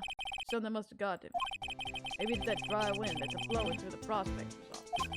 Dry wind or ill will. Something's up to someone's up to something. But who? Suspicions about Mr. Edgeworth have been flying around for nearly 2 years now.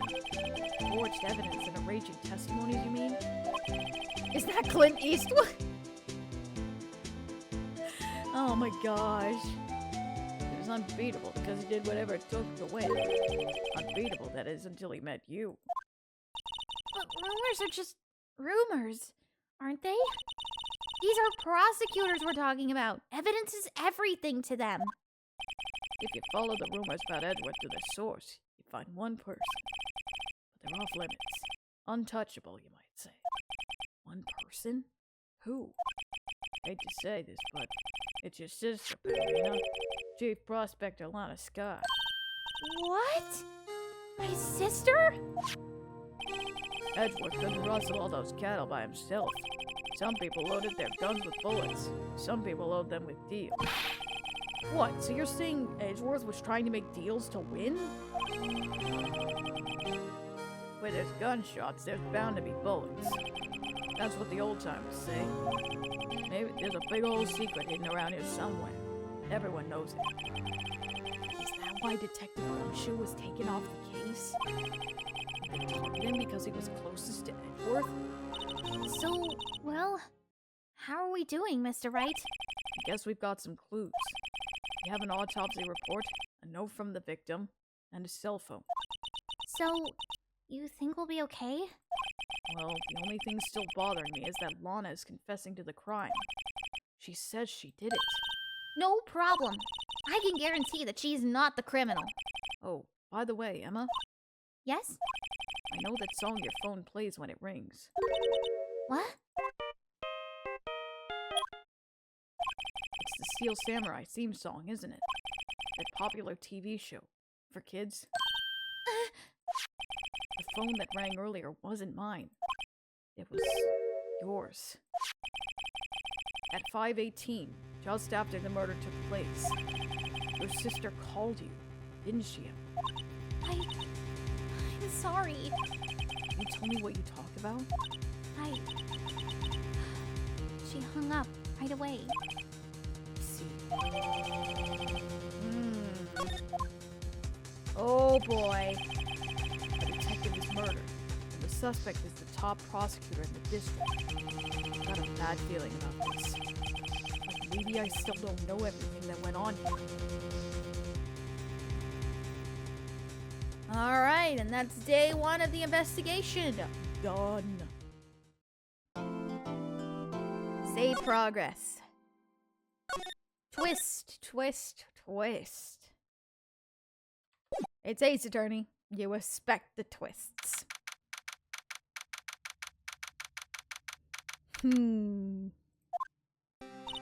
How did the investigation go yesterday, Mr. Wright? Frankly, there are still a lot of gray areas. Or rather, the whole thing is one gray area. Excuse me. Don't worry about me. No matter what the outcome, I'm ready to accept my fate. I believe in you, sis. Mr. Wright, let me offer you a word of advice. Yes? A defense attorney should never believe their client. Huh? Why not? The defendant is called to trial because they are suspected of wrongdoing. Never forget that. And Sky, you remind me a lot of Mia. There's one decisive difference between you, and that is, you're not a defense attorney.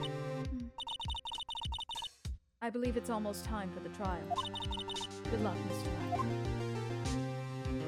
Alright. This is going to be absolutely chaos, but we gotta do our best here.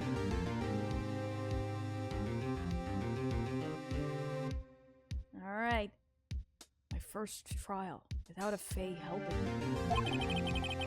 No one's going to bail me out this time. I'll be alone in there. So I have to discover the truth all by myself. Let's do it, Mr. Wright. I'll be with you the whole way. Alright, Emma. Let's do this.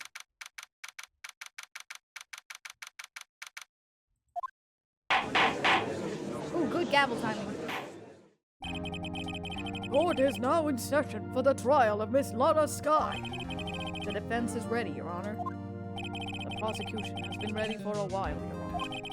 Edgeworth. It's been 2 months. I haven't been in the courtroom since his trial. I hope that personal feelings will not be a part of the proceedings today, Mr. Wright. Huh? I will choose the path I think is right, regardless of what those around me might say. Judgment is to be made in our hands, not those of anyone else. Very well, Mr. Edgeworth. Your opening statement, please. Chief Prosecutor Lana Sky has committed an unpardonable crime. Not only this, but she was rash enough to commit it in the prosecutor's office logs. Wow. He's much more forceful in person. I suddenly feel like confessing to everything. However, she will now pay for her rashness with her life. There was a witness to her crime. A professional witness. According to the judgment of the Oratrice Mécanique d'Analyse Cardinale, we now Perfect turn to the timing for this, Oratrice Mécanique d'Analyse Cardinale. For that audio there. Oh my goodness. We gotta believe. Well then, call your first witness, Mr. Edgeworth. The prosecution calls its first witness, Miss Angel Starr, to the stand. Cough-up queen? The cough-up queen. Oh my gosh. Haven't I seen you somewhere? You ordered the caviar lunch, right? Oh, caviar. I've never eaten caviar before. Judge is really wolfing it down. And for you, I believe I have a Fiesta bowl. Thanks. Will the witness state her name and profession? Ah, and you, sir. Did you order the fingerprint lunchbox? The fingerprint lunchbox? Really? It's too early for lunch. Your name and profession, please. Well, Your Honor, how does it taste? This is why everyone raves about caviar. It's so tasty it hurts. I always thought caviar would taste like pickled tapioca. What the heck does pickled tapioca taste like? I forgot that that line exists. Is that another Ace Attorney character? Gadab alive? Huh? Live? Huh? I don't know, Rima. I don't know. I think I missed that part of the conversation. Name, profession, now. Me? The name is Angel Starr. Don't go forgetting it. I find myself running Lunchland these days. Is that what you wanted me to say, Mr. Edgeworth? Very well, witness. Please describe the incident for us. The prosecution will wait. I'm not finished eating. Hurry it up! Very well, Mr. Edgeworth. As you know, we usually call on the police to provide a description of the crime. Your Honor, as Mr. Edgeworth has said to the court, I am a professional. Huh? What exactly does that mean? Gotta believe I make bad jokes. It's my thing. I'm bad at it. Oh! I see what you did there. Okay. Until 2 years ago, Miss Angel Starr was a special investigator with the police. She was a first-rate homicide detective. What? Miss Starr was a detective? I know who you are. Cough up. Pop-up Queen Angel Starr, Your Honor. Long time no see. Very well. You may continue with the description, Miss Starr. Just who is this lady? If I might have the court's attention over here. The parking lot at the prosecutor's office is divided into 2 blocks. A block is for the prosecutor's office personnel. B block is for visitors and clients. A chain divider separates the 2 blocks. I suppose that's to keep visitors from taking up prosecutor spaces, yes? The crime took place by a car in the back of the A block, in the car's trunk. The killer stabbed the victim with this knife and went to drive the body out. Unfortunately for her, there was a witness, and an arrest was made on the spot. Who was this valiant witness? Why, it was me, Your Honor. Uh-huh. Well, she was a detective, so I'm sure that she worked with the judge on cases. Witness, did you see the very moment of the crime? Of course, Your Honor. Immediately after that, I apprehended the chief prosecutor. It seems rather cut and dry, doesn't it? Well, Mr. Wright, I can't agree on principle, Your Honor. It seems that some poor losers are unwilling to accept the truth, Your Honor. Shall I proceed to crush what little hope they have remaining? If you can, then give them your horse, Miss Star. Wait, are they talking about me? Poor Phoenix. Poor Phoenix. They're just being outright mean to him. Somehow, I always knew a day like this would come. I was on my way to deliver a lunchbox to my boyfriend when I sensed something. Perhaps it was my finely honed detective's intuition at work. Through the wire fence, I saw the chief prosecutor standing next to a garish car. The chief prosecutor was holding a knife in her right hand. Then she thrust the pointy tip of the knife. The words are hard. Then she thrust the pointy tip of the knife into Detective Goodman's chest.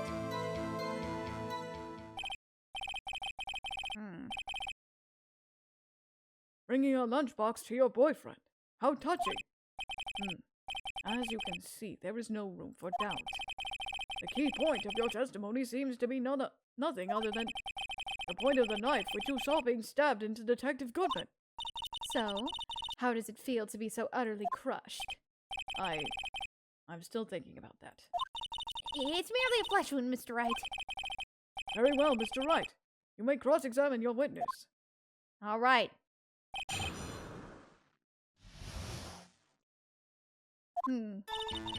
Guess we better press her on some stuff. How did you know? I respect the prosecutor's basic abhorrence of crime, yet their methods are ugly and twisted. Twisted methods will always lead to tragedy. The lunch lady's uninformed opinion is duly noted. Given that they are used to erasing inconvenient evidence at their whim. Killing off a detective that knew too much is merely an extension of that. Edward didn't even have anything to say on that. Miss Starr, do you have something personal against prosecutors? I felt that I had found my dream job when I became an investigator. And if I hadn't been laid off by those prosecutors over there, I'd still be one. Laid off? She was fired. To me, prosecutors are nothing more than worms.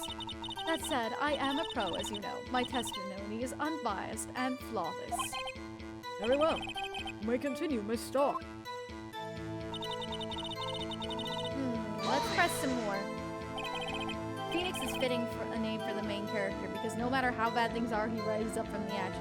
Literally, this case is called Rise from the Ashes. His boyfriend. He's the detective. Not that boyfriend. The security guard. That boyfriend? You have several. Yes. This boyfriend, that boyfriend, and the other boyfriend. Care to join? The yet another boyfriend position is still open for applicants. Now I'll stick with the lunches, thanks.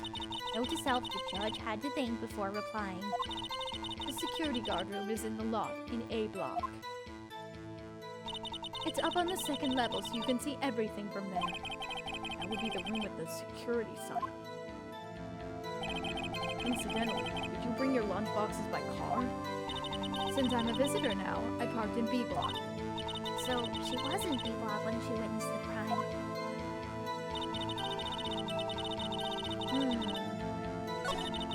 Through the wire fence, which meant she was on the other side. By garish car. You meant Mr. Edgeworth's car, yes. Mr. Edgeworth's? Incidentally, the knife with which the victim was stabbed was also Mr. Edgeworth's, wasn't it? Indeed it was. What an odd case this is. The person you saw, you're sure it was the defendant? I saw her from no further than 30 feet away. I am certain it was her. If she's telling the truth, we're doomed. Let's just do what we can. Even if we don't have any proof, we can always nitpick. Witness, in your testimony, you clearly stated the following. Prosecutors are nothing more than worms. Ergo, you are a biased witness. You might want to keep those silly opinions to yourself in the future, rookie. Huh? Rookie? Unless you're willing to risk the consequences of doubting me. I'll fry you like a fritter. Crispy on the outside, chewy on the inside. Oh gosh! Woman! Woman, chill! Chill! That was inspiring. I believe I've heard that tagline elsewhere. You could cry plagiarism? I may be relegated to the lowly post of lunch lady, but my instincts are honed. A photograph. You took this. The moment I witnessed the crime, my reflexes took over and snap. I took a picture. In fact, one of my lunchboxes is rigged with a camera. I suppose that's more exciting than just hanging it around your neck. Witness, why am I only seeing this photograph just now? You think I'd show it to you, a prosecutor? Think again. My boyfriend works in the photography division of criminal affairs. Well, this is most certainly the defendant. Oh boy. This is Uh-oh. That is unmistakably Lana Sky. So, what was the defendant doing at the time? Wait a minute, though. There is something off. Look at the photo.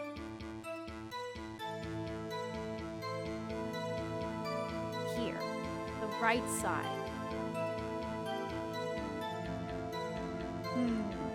Something doesn't seem quite right here. Something does not seem quite right here.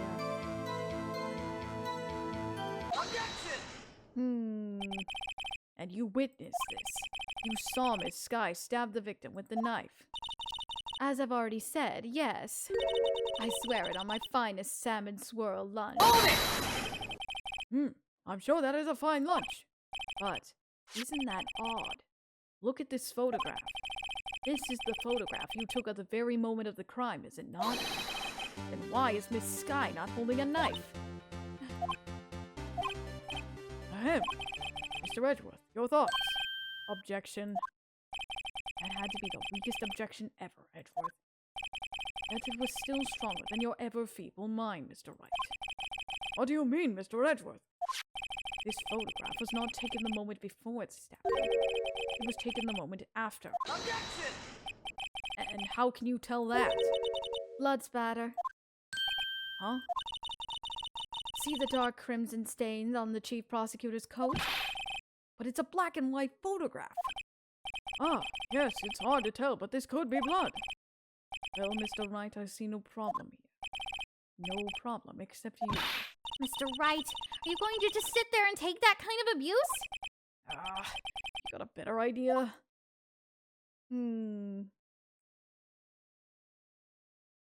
But wait a minute. Wait. That contradicts what the witness said in her testimony. Namely, that she took the picture the moment she witnessed the crime. Well, it seems I was slightly unclear. My apologies. That's it? If you run out of lunch, you order seconds. Problem solved. If you don't like it, just try ordering the jumbo-sized lunch from the get-go. Good advice. I'm not sure I understood it, but good advice. I didn't have time to stop her. Prosecutor Sky was cold, calculating like a robot. She killed without pain or remorse. It was a premeditated murder. Premeditated? How did you know? Look at the chief prosecutor's hands in that photograph. Well, are those gloves? Surgical gloves made of thin rubber, most likely. Why would she have those on? If this was not premeditated, she would not be wearing those gloves. These gloves do seem to tell a tale of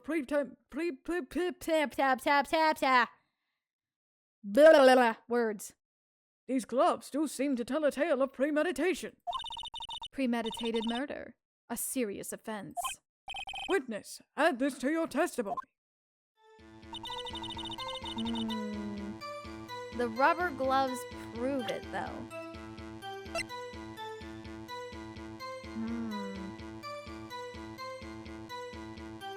But if it was premeditated, how would she have gotten to Edgeworth's knife? That's a question. How? Witness, do you know what this is? Are you trying to test me? I sell lunchboxes for a living, you know. That's a knife. The knife. The knife that was in Mr. Edgeworth's trunk. Indeed, it is my knife. Right. What's with this case? The defendant is the chief prosecutor for the district, right? Mommy, are prosecutors bad people? Listen, the defense has a request. We ask that the witness provide an accurate testimony. What's that, Rookie?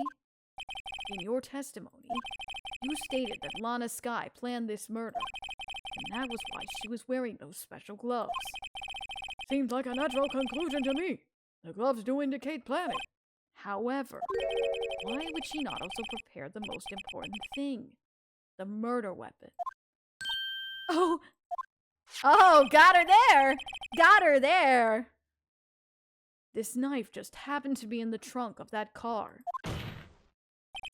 Ladies and gentlemen, if you're going to plan a murder, you don't forget the weapon. Ha ha ha! Gotcha there, Star. Order! Order! Order! Great. Now the tide is turning in our favor. Great show, Mr. Wright. My sister's as good as free. Oh boy. Right. I believe the next lunch you'll be eating is humble pie. What? I hope you weren't deluding yourself into thinking that the tide has turned. Not over such a trifling detail. But this shoots a hole in the premeditated theory. Bah. The prosecution could care less if it was premeditated or not.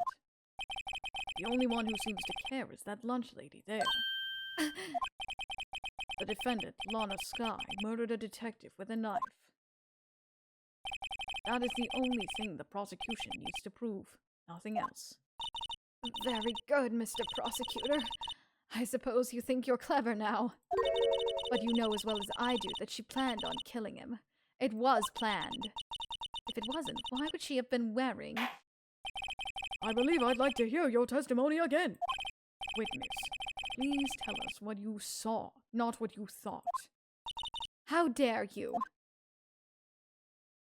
My powers of deduction are not to be underestimated. Really now? Really now?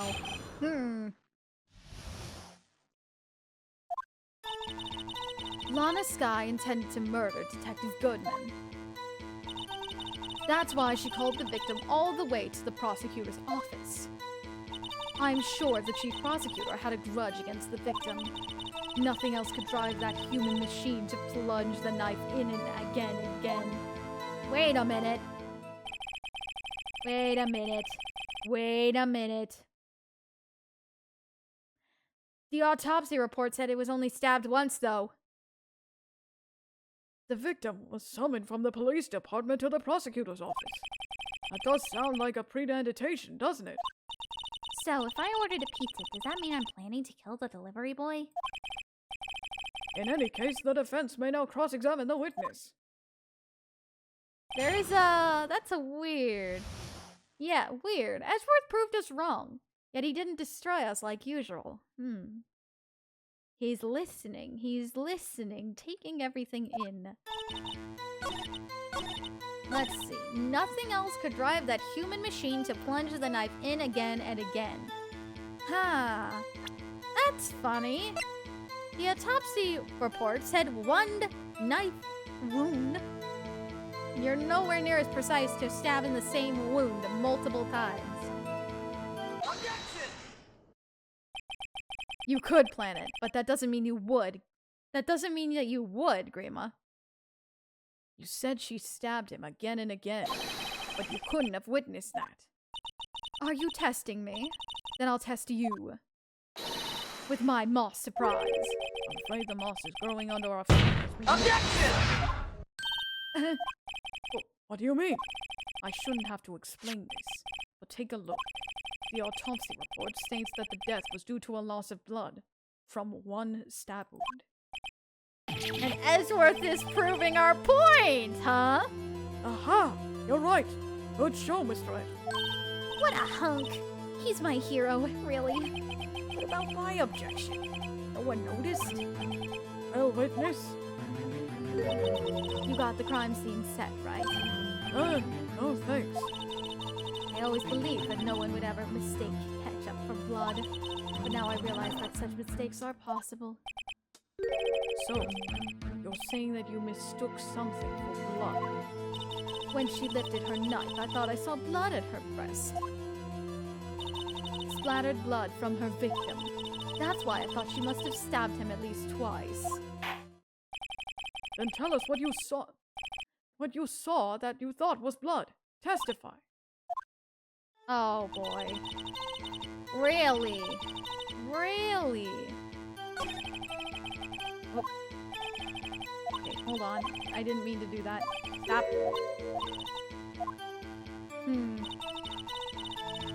Let's see, if I go this way. Her red muffler looked like blood to me. That's how ghastly the whole scene was. Again, you thought. I don't know about that one. Because if we look at the crime photo, and we check it, she's not wearing a muffler. Ha-ha! Try that again, Angel. Miss Starr, I demand an explanation.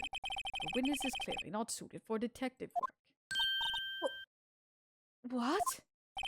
The suspect was not wearing a scarf or muffler of any kind when she stabbed the victim. And you proved it yourself. Edgeworth, stop stealing our thunder! Stop stealing our thunder! You proved it yourself with this photograph. Huh? But that can't be! Only a professional lunch lady could be so utterly clueless. Congratulations. Oh my gosh. Alright, Edgeworth. Savage. Perhaps you finally found your true calling in life. Harsh words, but good. In the end, Mr. Edgeworth prevails. What was my objection? Chopped liver? But if it was there, a scarf. No, not that, but something red. Really? Well now, where were we? The witness has given us an interesting interlude, but back to business. What? Very well, witness. Continue your testimony. You saw the crime and apprehended the suspect. Tell us about that. Very well. I do remember some things accurately, at least. Ultimately, we couldn't shake the most important part of her testimony. The most important part? The part where your sister stabs the victim.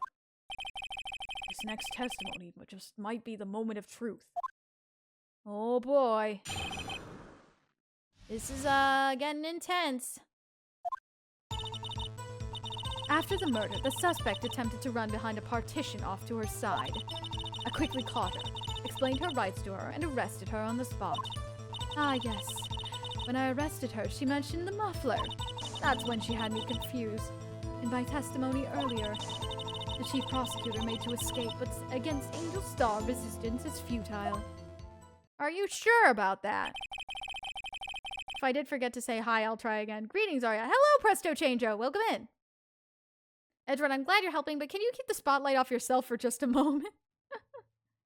You're making a career change at our expense? Maybe?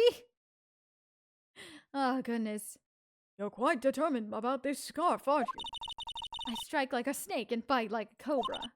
That's me, Angel Star. That wasn't a very good metaphor. First of all, a cobra is a kind of snake. Don't bother me with details unless you want to get bitten. No thanks. Note to self, Mr. Wright is weak against poisonous snake bites. Emma, what is this commentary? The chief prosecutor tried to resist, but her efforts were in vain. She knocked my hands aside, kicked over an oil drum. An oil drum? Hard to imagine. Oh, she's beautiful but deadly. A predator, this one. A leopard woman. Rawr. I hated that. I hated that so much. Very well, Mr. Wright. Your cross-examination, if you will. I'm sorry, Presto. I didn't see it. I was kind of reading the text.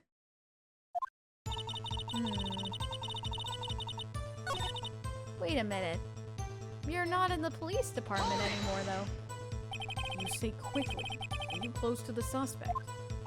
As I just said, I was only 30 feet away from her the whole time. Maybe I should press her for more details? I'd like to see this on the floor plans just to be safe. The Lunchland car. The Lunchland car was... She was a visitor, thus she was parked in B block. So you witnessed the murder from here? That would make it about 30 feet from the car, yes. Is that correct, Miss Starr? Yes, that's right. There was a chain link fence in front of you.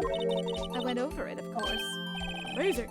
The cough-up queen. Lunch lady athlete, indeed. It would have taken her a little time to climb over the fence, so she couldn't have got to my sister that fast. Yeah, that fence was about 9 feet high, too. So how did Miss Sky not get away?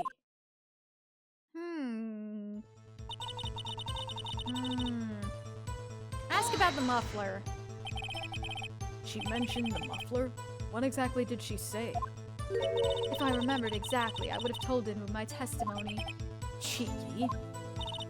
Anyway, all I heard her say was the word muffler. Just that one word. So, what you heard wasn't the suspect talking to you, but to someone else. Yes, the chief prosecutor was talking on her phone. A phone? She can't mean. Ask further. By phone, do you mean a cell phone discovered at the crime scene? Yes, ultimately. Ultimately. My memory is like a salmon heading upstream, you see. Oh no, the court doesn't see, Miss Starr. The chief prosecutor first attempted to use the phone hanging on the wall. On the wall? That's right. Near the car. There was an emergency phone on the wall. Apparently it was out of order. And so she used her cell phone. Indeed, the emergency phone was out of order that day. Good witnessing, witness. Good witnessing? Whatever happened to good testifying? You should, of course, add this to your testimony. The thing I do to please this rookie defense attorney. Wow. Alright, Angel. Alright. Alright. Press the statement again. I'm not entirely convinced. You think you could restate your testimony for the court? Aha! I was going to ask the same thing. I'll only say this one time, so listen close, rookies.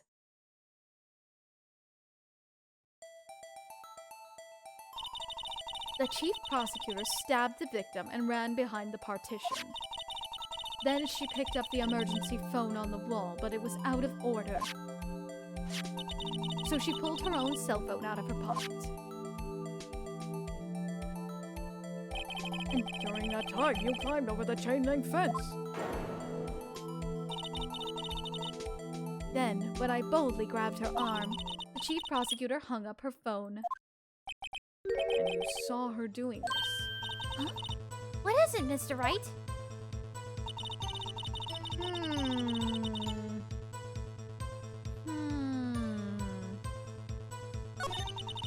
There's a problem with that statement.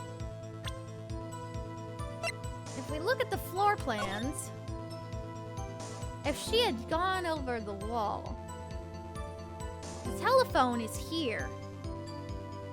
There was a wall in the way. There's a big wall in the way. Sorry, that ain't gonna fly.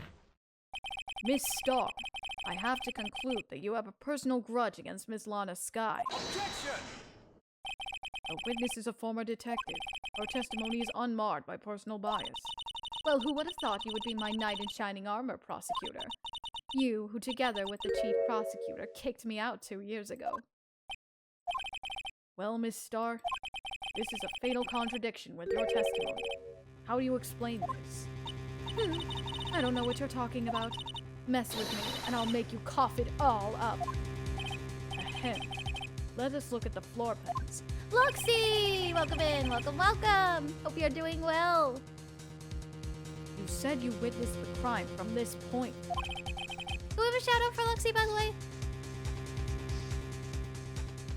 However, if that's true, you couldn't possibly have seen Miss Sky making that phone call. I believe you see what I'm getting at. That emergency phone was at the back side of this partition. If indeed you were in B block, you couldn't have seen it. What? Order! Order! What is the meaning of this? It's simple, Your Honor. She's not coughing up plunge. She's coughing up lies. That's quite a claim, Mr. Wright. Perhaps you will allow me to a question. Tell us exactly what lie this witness has told the court. Here's where the counterattack begins. I can't afford to get this wrong. The witness lied about what she saw. She lied about what she saw. In other words, she didn't see Miss Sky using the emergency phone.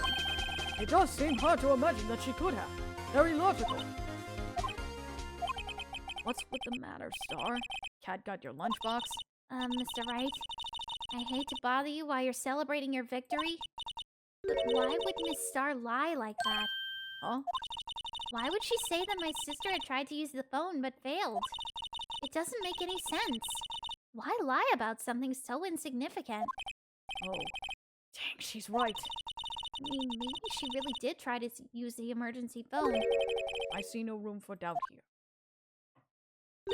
You ordered the patooey on the rice, right? Mr. Wright, and I thought you had something there. What? What do you mean? Ugh, one more try. Oh shoot, did I press the wrong one? Alright. You know what? Let's think about this again. No, she would lie about where she saw it. Not what she saw, where she saw it. Alright. Miss Sky tried to use the emergency phone, but it was out of order. What is significant about this fact? Nothing. Therefore, it would be pointless for Miss Star to lie about it. Pointless to lie? I see. But say the witness did actually see Miss Sky using the emergency phone. It would mean Miss Star witnessed the crime from a different location. A different location? Now that's a pointless lie if I ever heard one. Before you call my lie pointless, at least let me tell it. Let me ask a question to our clever wordsmith, Mr. Wright. Just where was the witness when she saw the crime? All the testimony we've heard until now points in one direction. The place from where Miss Star witnessed the crime is here. She saw it from a security room. This is the only place where she could have been. The security guard room. Indeed, the security room in the underground parking lot is well positioned. It's built on the second floor, so you can see the entire lot. Yes, Presto, I'm excited about it. I am excited about that. She would have been able to see the emergency phone from there. But why there? There are many other places where she could have seen the phone. Not in this case, Your Honor. The witness, not being part of the prosecutor's office, couldn't park in A block. The only place she could have seen the crime and the back of the partition is here. I remember in your testimony, you said you brought a lunch to your boyfriend in the security guard room, yes? Well, Miss Star, how many years have I been getting the better of men? To think that the tables can be turned. Today, a man has gotten the better of Angel Star. Well, so she did lie. Order! Order! Witness, what have you done? You used to be a detective. You should know better. I'm not turning back. The guilty will be punished. And I will do what I must to make sure justice prevails. The guilty? Is she talking about Miss Sky? Mr. Wright? Doesn't this strike you as odd? Why did Miss Star lie? It doesn't make any sense. Huh? She could have just said she saw the crime from the security guard station. It wouldn't change anything. Exactly. This photograph tells all. It was the defendant who stabbed the victim. The truth still stands. Objection! It still stands? I disagree, Mr. Edgeworth. What? If a witness is found to be lying, they're guilty of perjury. She knows this. She wouldn't risk that without a good reason. So tell us what her reason was, Mr. Wright. Huh? But me? Who else? Mr. Wright, let's review what we know. Miss Starr witnessed the crime from the security guard station. But she lied and said she saw it from B block. It must have made a vital difference. But what? What would change?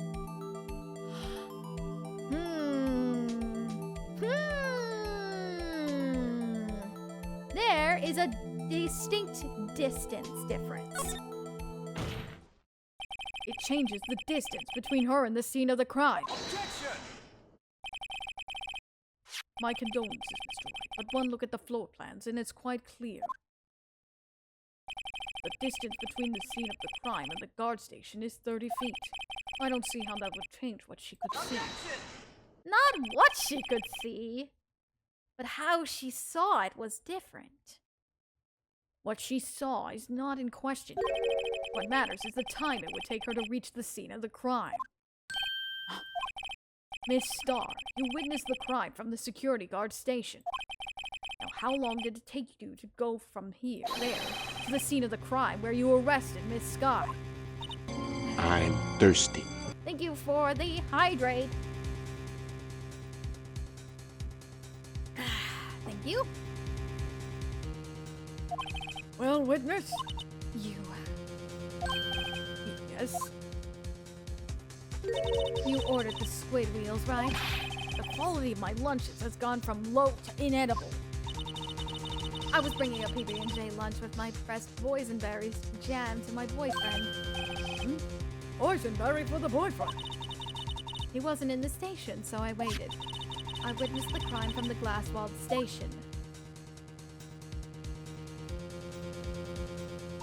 And before I knew what I was doing, I found myself running toward the scene. But the door was locked. I couldn't open it. Ah.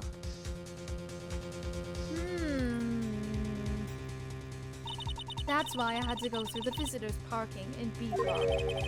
That's quite a detour. It probably took me at least 5 minutes to get to the scene of the crime. 5 minutes? Ah. That doesn't seem right.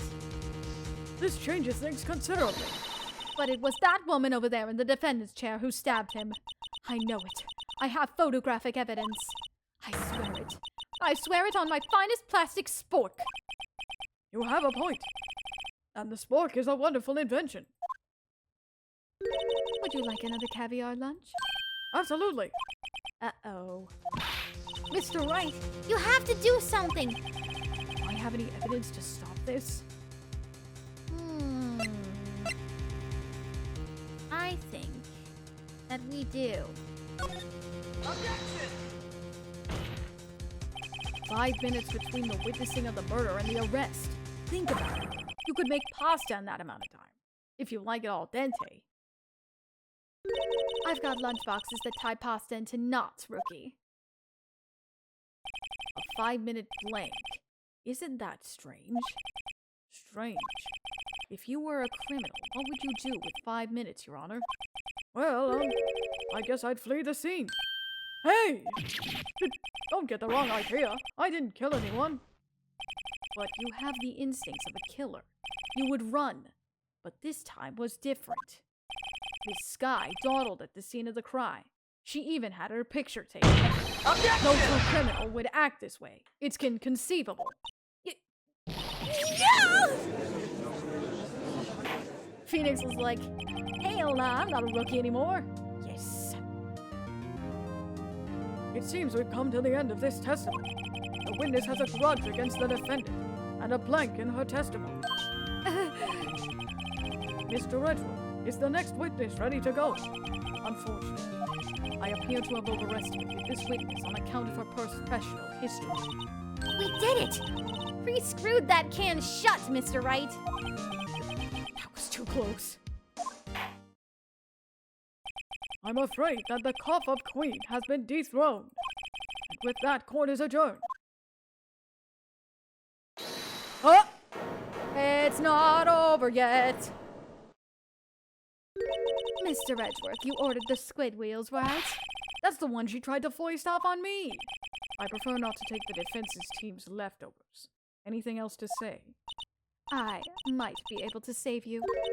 I have decisive evidence. What was that? Is this another one of her trick lunchboxes? My apologies, but we have no further questions to ask of you, Miss Dog. Is that your jumbo lunchbox? Oh-ho! A triple-decker! Out of deference to the witness's determination, I'll allow one more testimony. Let's hear about this decisive evidence. Like the Lunchland motto says, you won't be disappointed. Really? Where does she keep pulling all these food boxes? I have no idea. What's she going to pull out of her lunchbox? Mission failed. We'll get them next time. Don't worry, Shenjo, it's not yet. Not yet. Not yet. It's not dead yet. I should have mentioned those 5 minutes when I wasn't looking at the crime scene. And now, to the matter of the victim's shoe. Did I not bring this up? 2 types of blood were found on the shoe. One is, of course, the victim's, and the other blood type matched that of the defendant, Miss Lana Skye. This shoe proves it. It's flawless, decisive evidence. What? There was blood found on that shoe. Try Lunchland for all of your lunch and decisive evidence needs. Really? You couldn't have showed that before? Witness, what's the meaning of this? Why is this the first time I've heard of this evidence? Simple. As I've already said, I don't trust you with evidence, Mr. Edgeworth. That's why I took the liberty of investigating this myself. And you had blood tests performed. Didn't I mention? I have 3 boyfriends in forensics. What the heck, lady? In any case, Your Honor, I can't accept this as evidence. What? You must know the 2 rules of evidence law. Rule 1, no evidence shall be shown without the approval of the police department. In other words, this shoe is illegal evidence, at least for the time being. Is that right, Mr. Wright? It seems so. Edgeworth sure is celebrating. Not so fast, Mr. Edgeworth. Don't forget, I used to be a detective. As I mentioned previously, this shoe has already been tested by a member of the forensics department. As you can see, it was approved by the police department as of today. Even the general public can produce official evidence, Mr. Edgeworth. Is that right, Mr. Wright? It seems so. Edgeworth is looking pretty solid. You could at least study some evidence law. Really? Oh boy. The prosecution's complaints notwithstanding, it appears that this evidence satisfies the first rule of evidence law.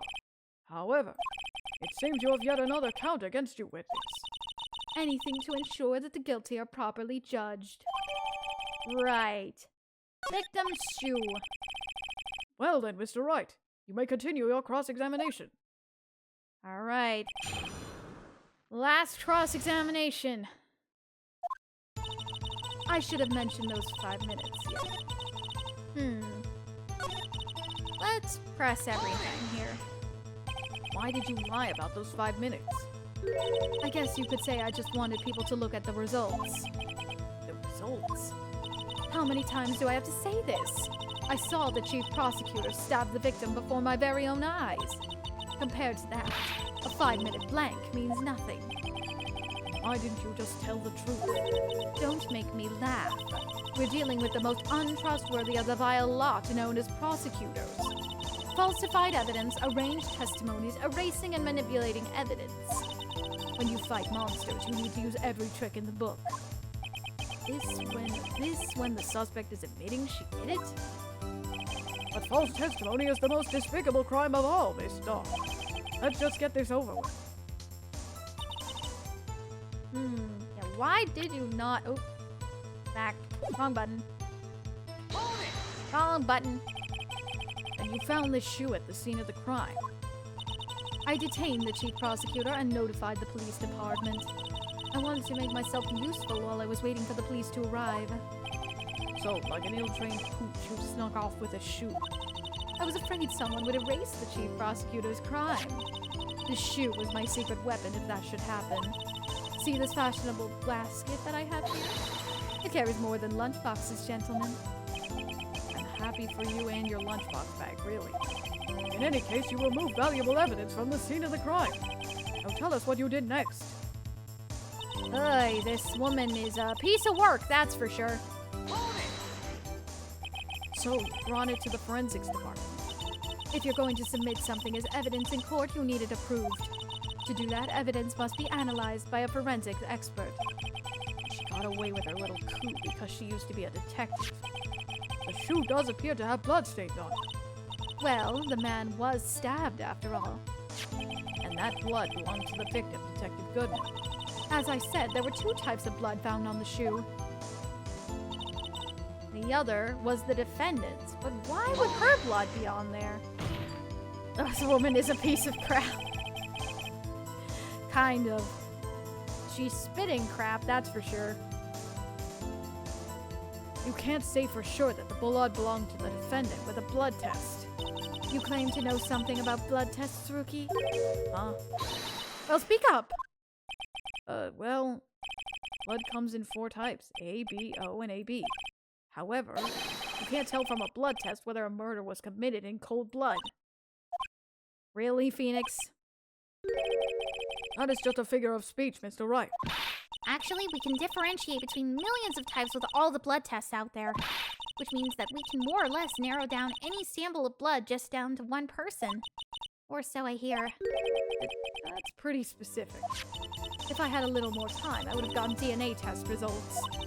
But they said there's very little doubt it could be anyone but Miss Lana Skies. So the suspect's blood was found on the victim's shoe. That ties her directly to the death of Detective Goodman. I was afraid he was going to say that.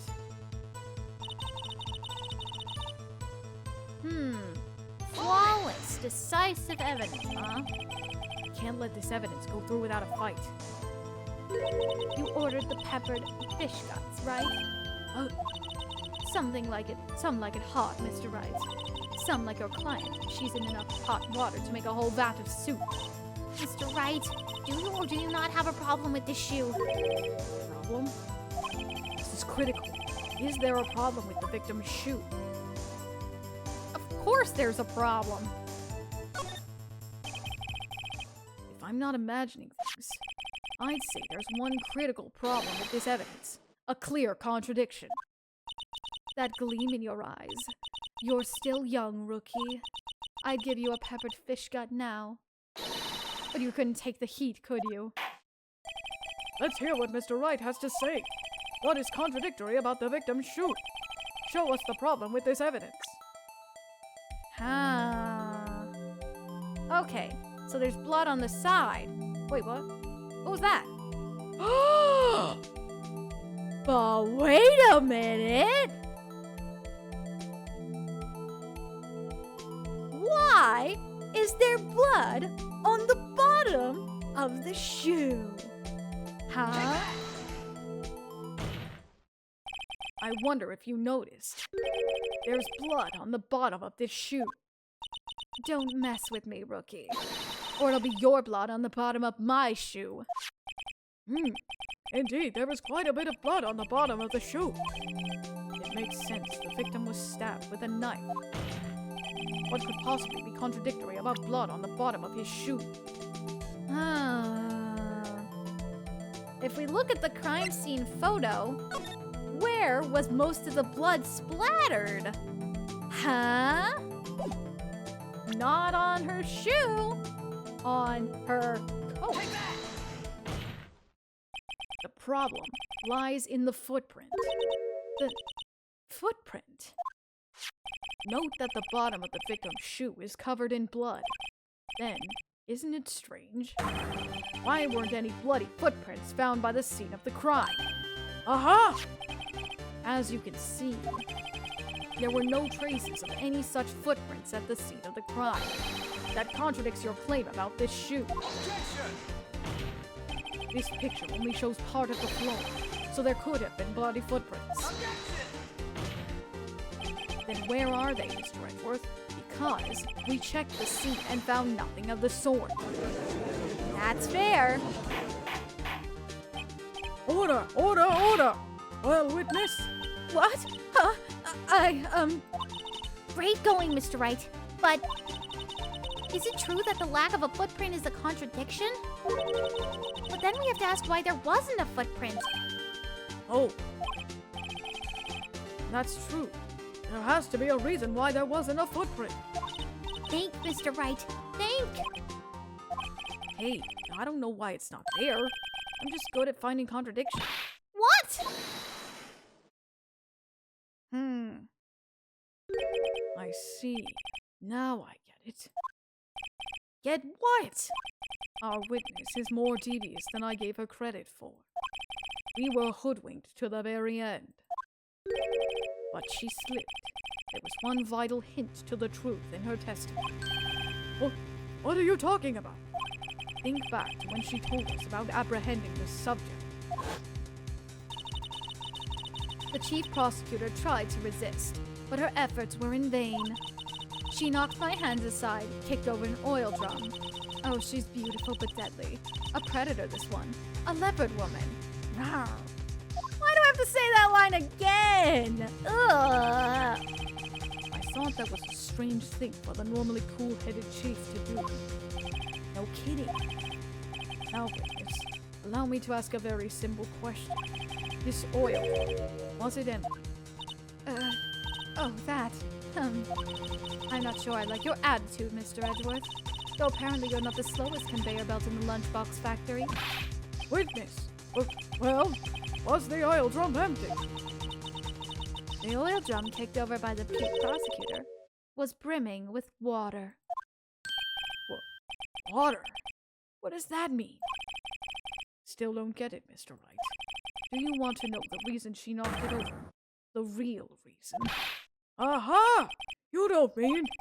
Yes, the suspect knocked over that oil drum for one reason and one reason alone. To erase the bloodstains that would become evidence against him. What? Huh. 25 streak! Awesome, Metal Spider. Awesome. That ties things up quite nicely. The bloodstains left on the victim's shoe tie quite clearly to this murder. And after the deed was done, she knocked over the oil drum to erase the telltale signs. Why, that's a prosecutor's specialty. Erasing evidence. That reminds me.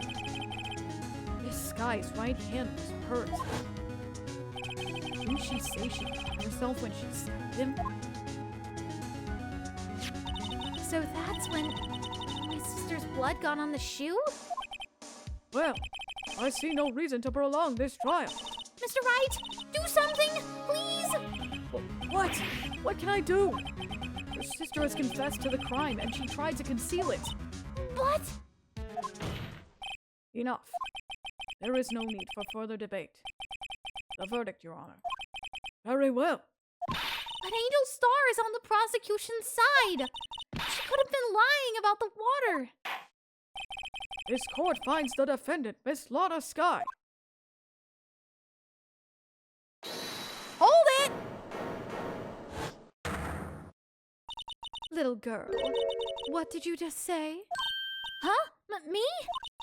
Did you say that I, Angel Star, was on the prosecution's side?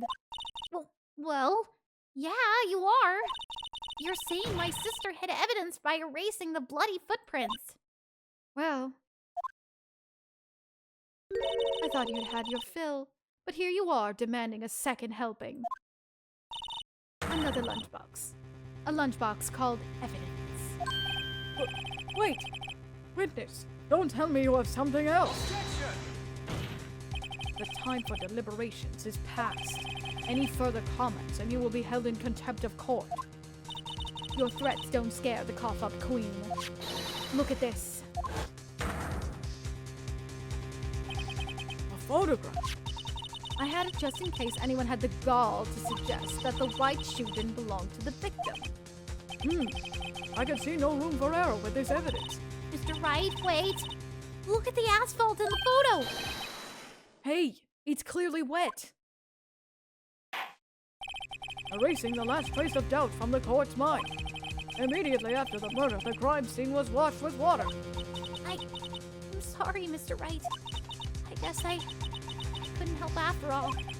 It's not your fault. I knew I couldn't win this case from the beginning. And it seems like this is what your sister wanted anyway.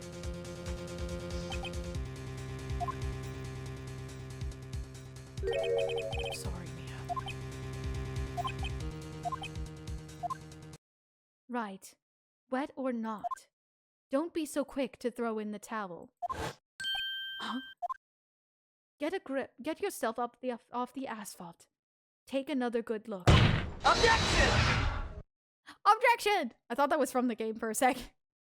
Don't give up. Not until the bitter end. Alright, Mia. We won't. We weren't planning to anyway. This is the last piece of evidence. Very well. This time I'd like to declare a verdict for good. Objection! Thank you, Phoenix. Your Honor, wait. What is it with you people? Can't I hand down my verdicts in peace anymore? Whatever it is, can it wait? No, it can't. Then it will be too late. Look at this photograph. The last one submitted. This trial isn't over until we give each piece of evidence proper consideration. So right. Are you saying there's a problem with this latest piece of evidence? Yeah. I'll think later. Yeah, there's a problem. Right or wrong, I've got to go ahead with this. The timing was immaculate. I suppose since we've come this far, we should give every claim a fair shake. Very well, Mr. Wright. Show the court the problem in this photograph. What is this? Da da da da da da da. Boop. Take that! The problem in this photograph is here. What's this? There's something poking out of that car's muffler. Wait just a moment, Mr. Edward. Your Honor, you just said muffler. However, I see no trace of a muffler or scarf of any kind in this photograph. A muffler is also a part on a car or motorcycle, Your Honor. Just think of it as part of the exhaust system, a pipe. I see, and I see. What's that suspicious-looking cloth sticking out of the car's muffler? So what if there's something sticking out of the muffler? What does that have to do with this case? Nothing. Absolutely nothing. Objection! Of course it has something. Sorry, Miss Starr, but it's not going to be that easy. In fact, you've already told us why this is important to the case. You said as much in your testimony. What? Let's hear what Mr. Wright has on his mind. Tell us why you think this piece of cloth in the muffler is related to this case. The cell phone. Miss Starr, recall your testimony for the court. Yes, when I arrested her, she mentioned the muffler. That's when she had confused with what had me confused in my earlier testimony. Muffler? Ah! Could it be that the muffler you heard mentioned was actually this exhaust pipe? If so, that means this piece of cloth is vital evidence. Oh.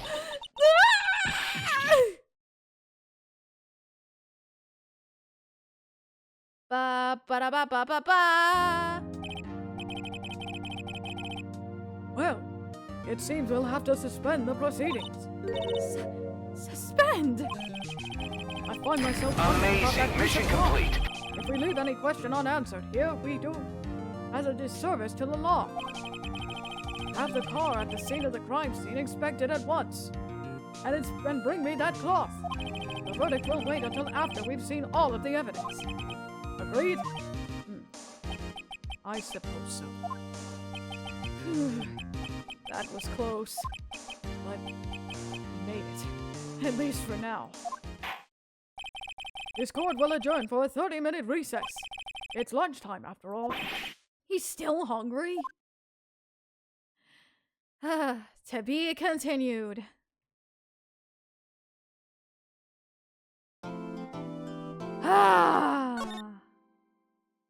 And the trial is not even over yet.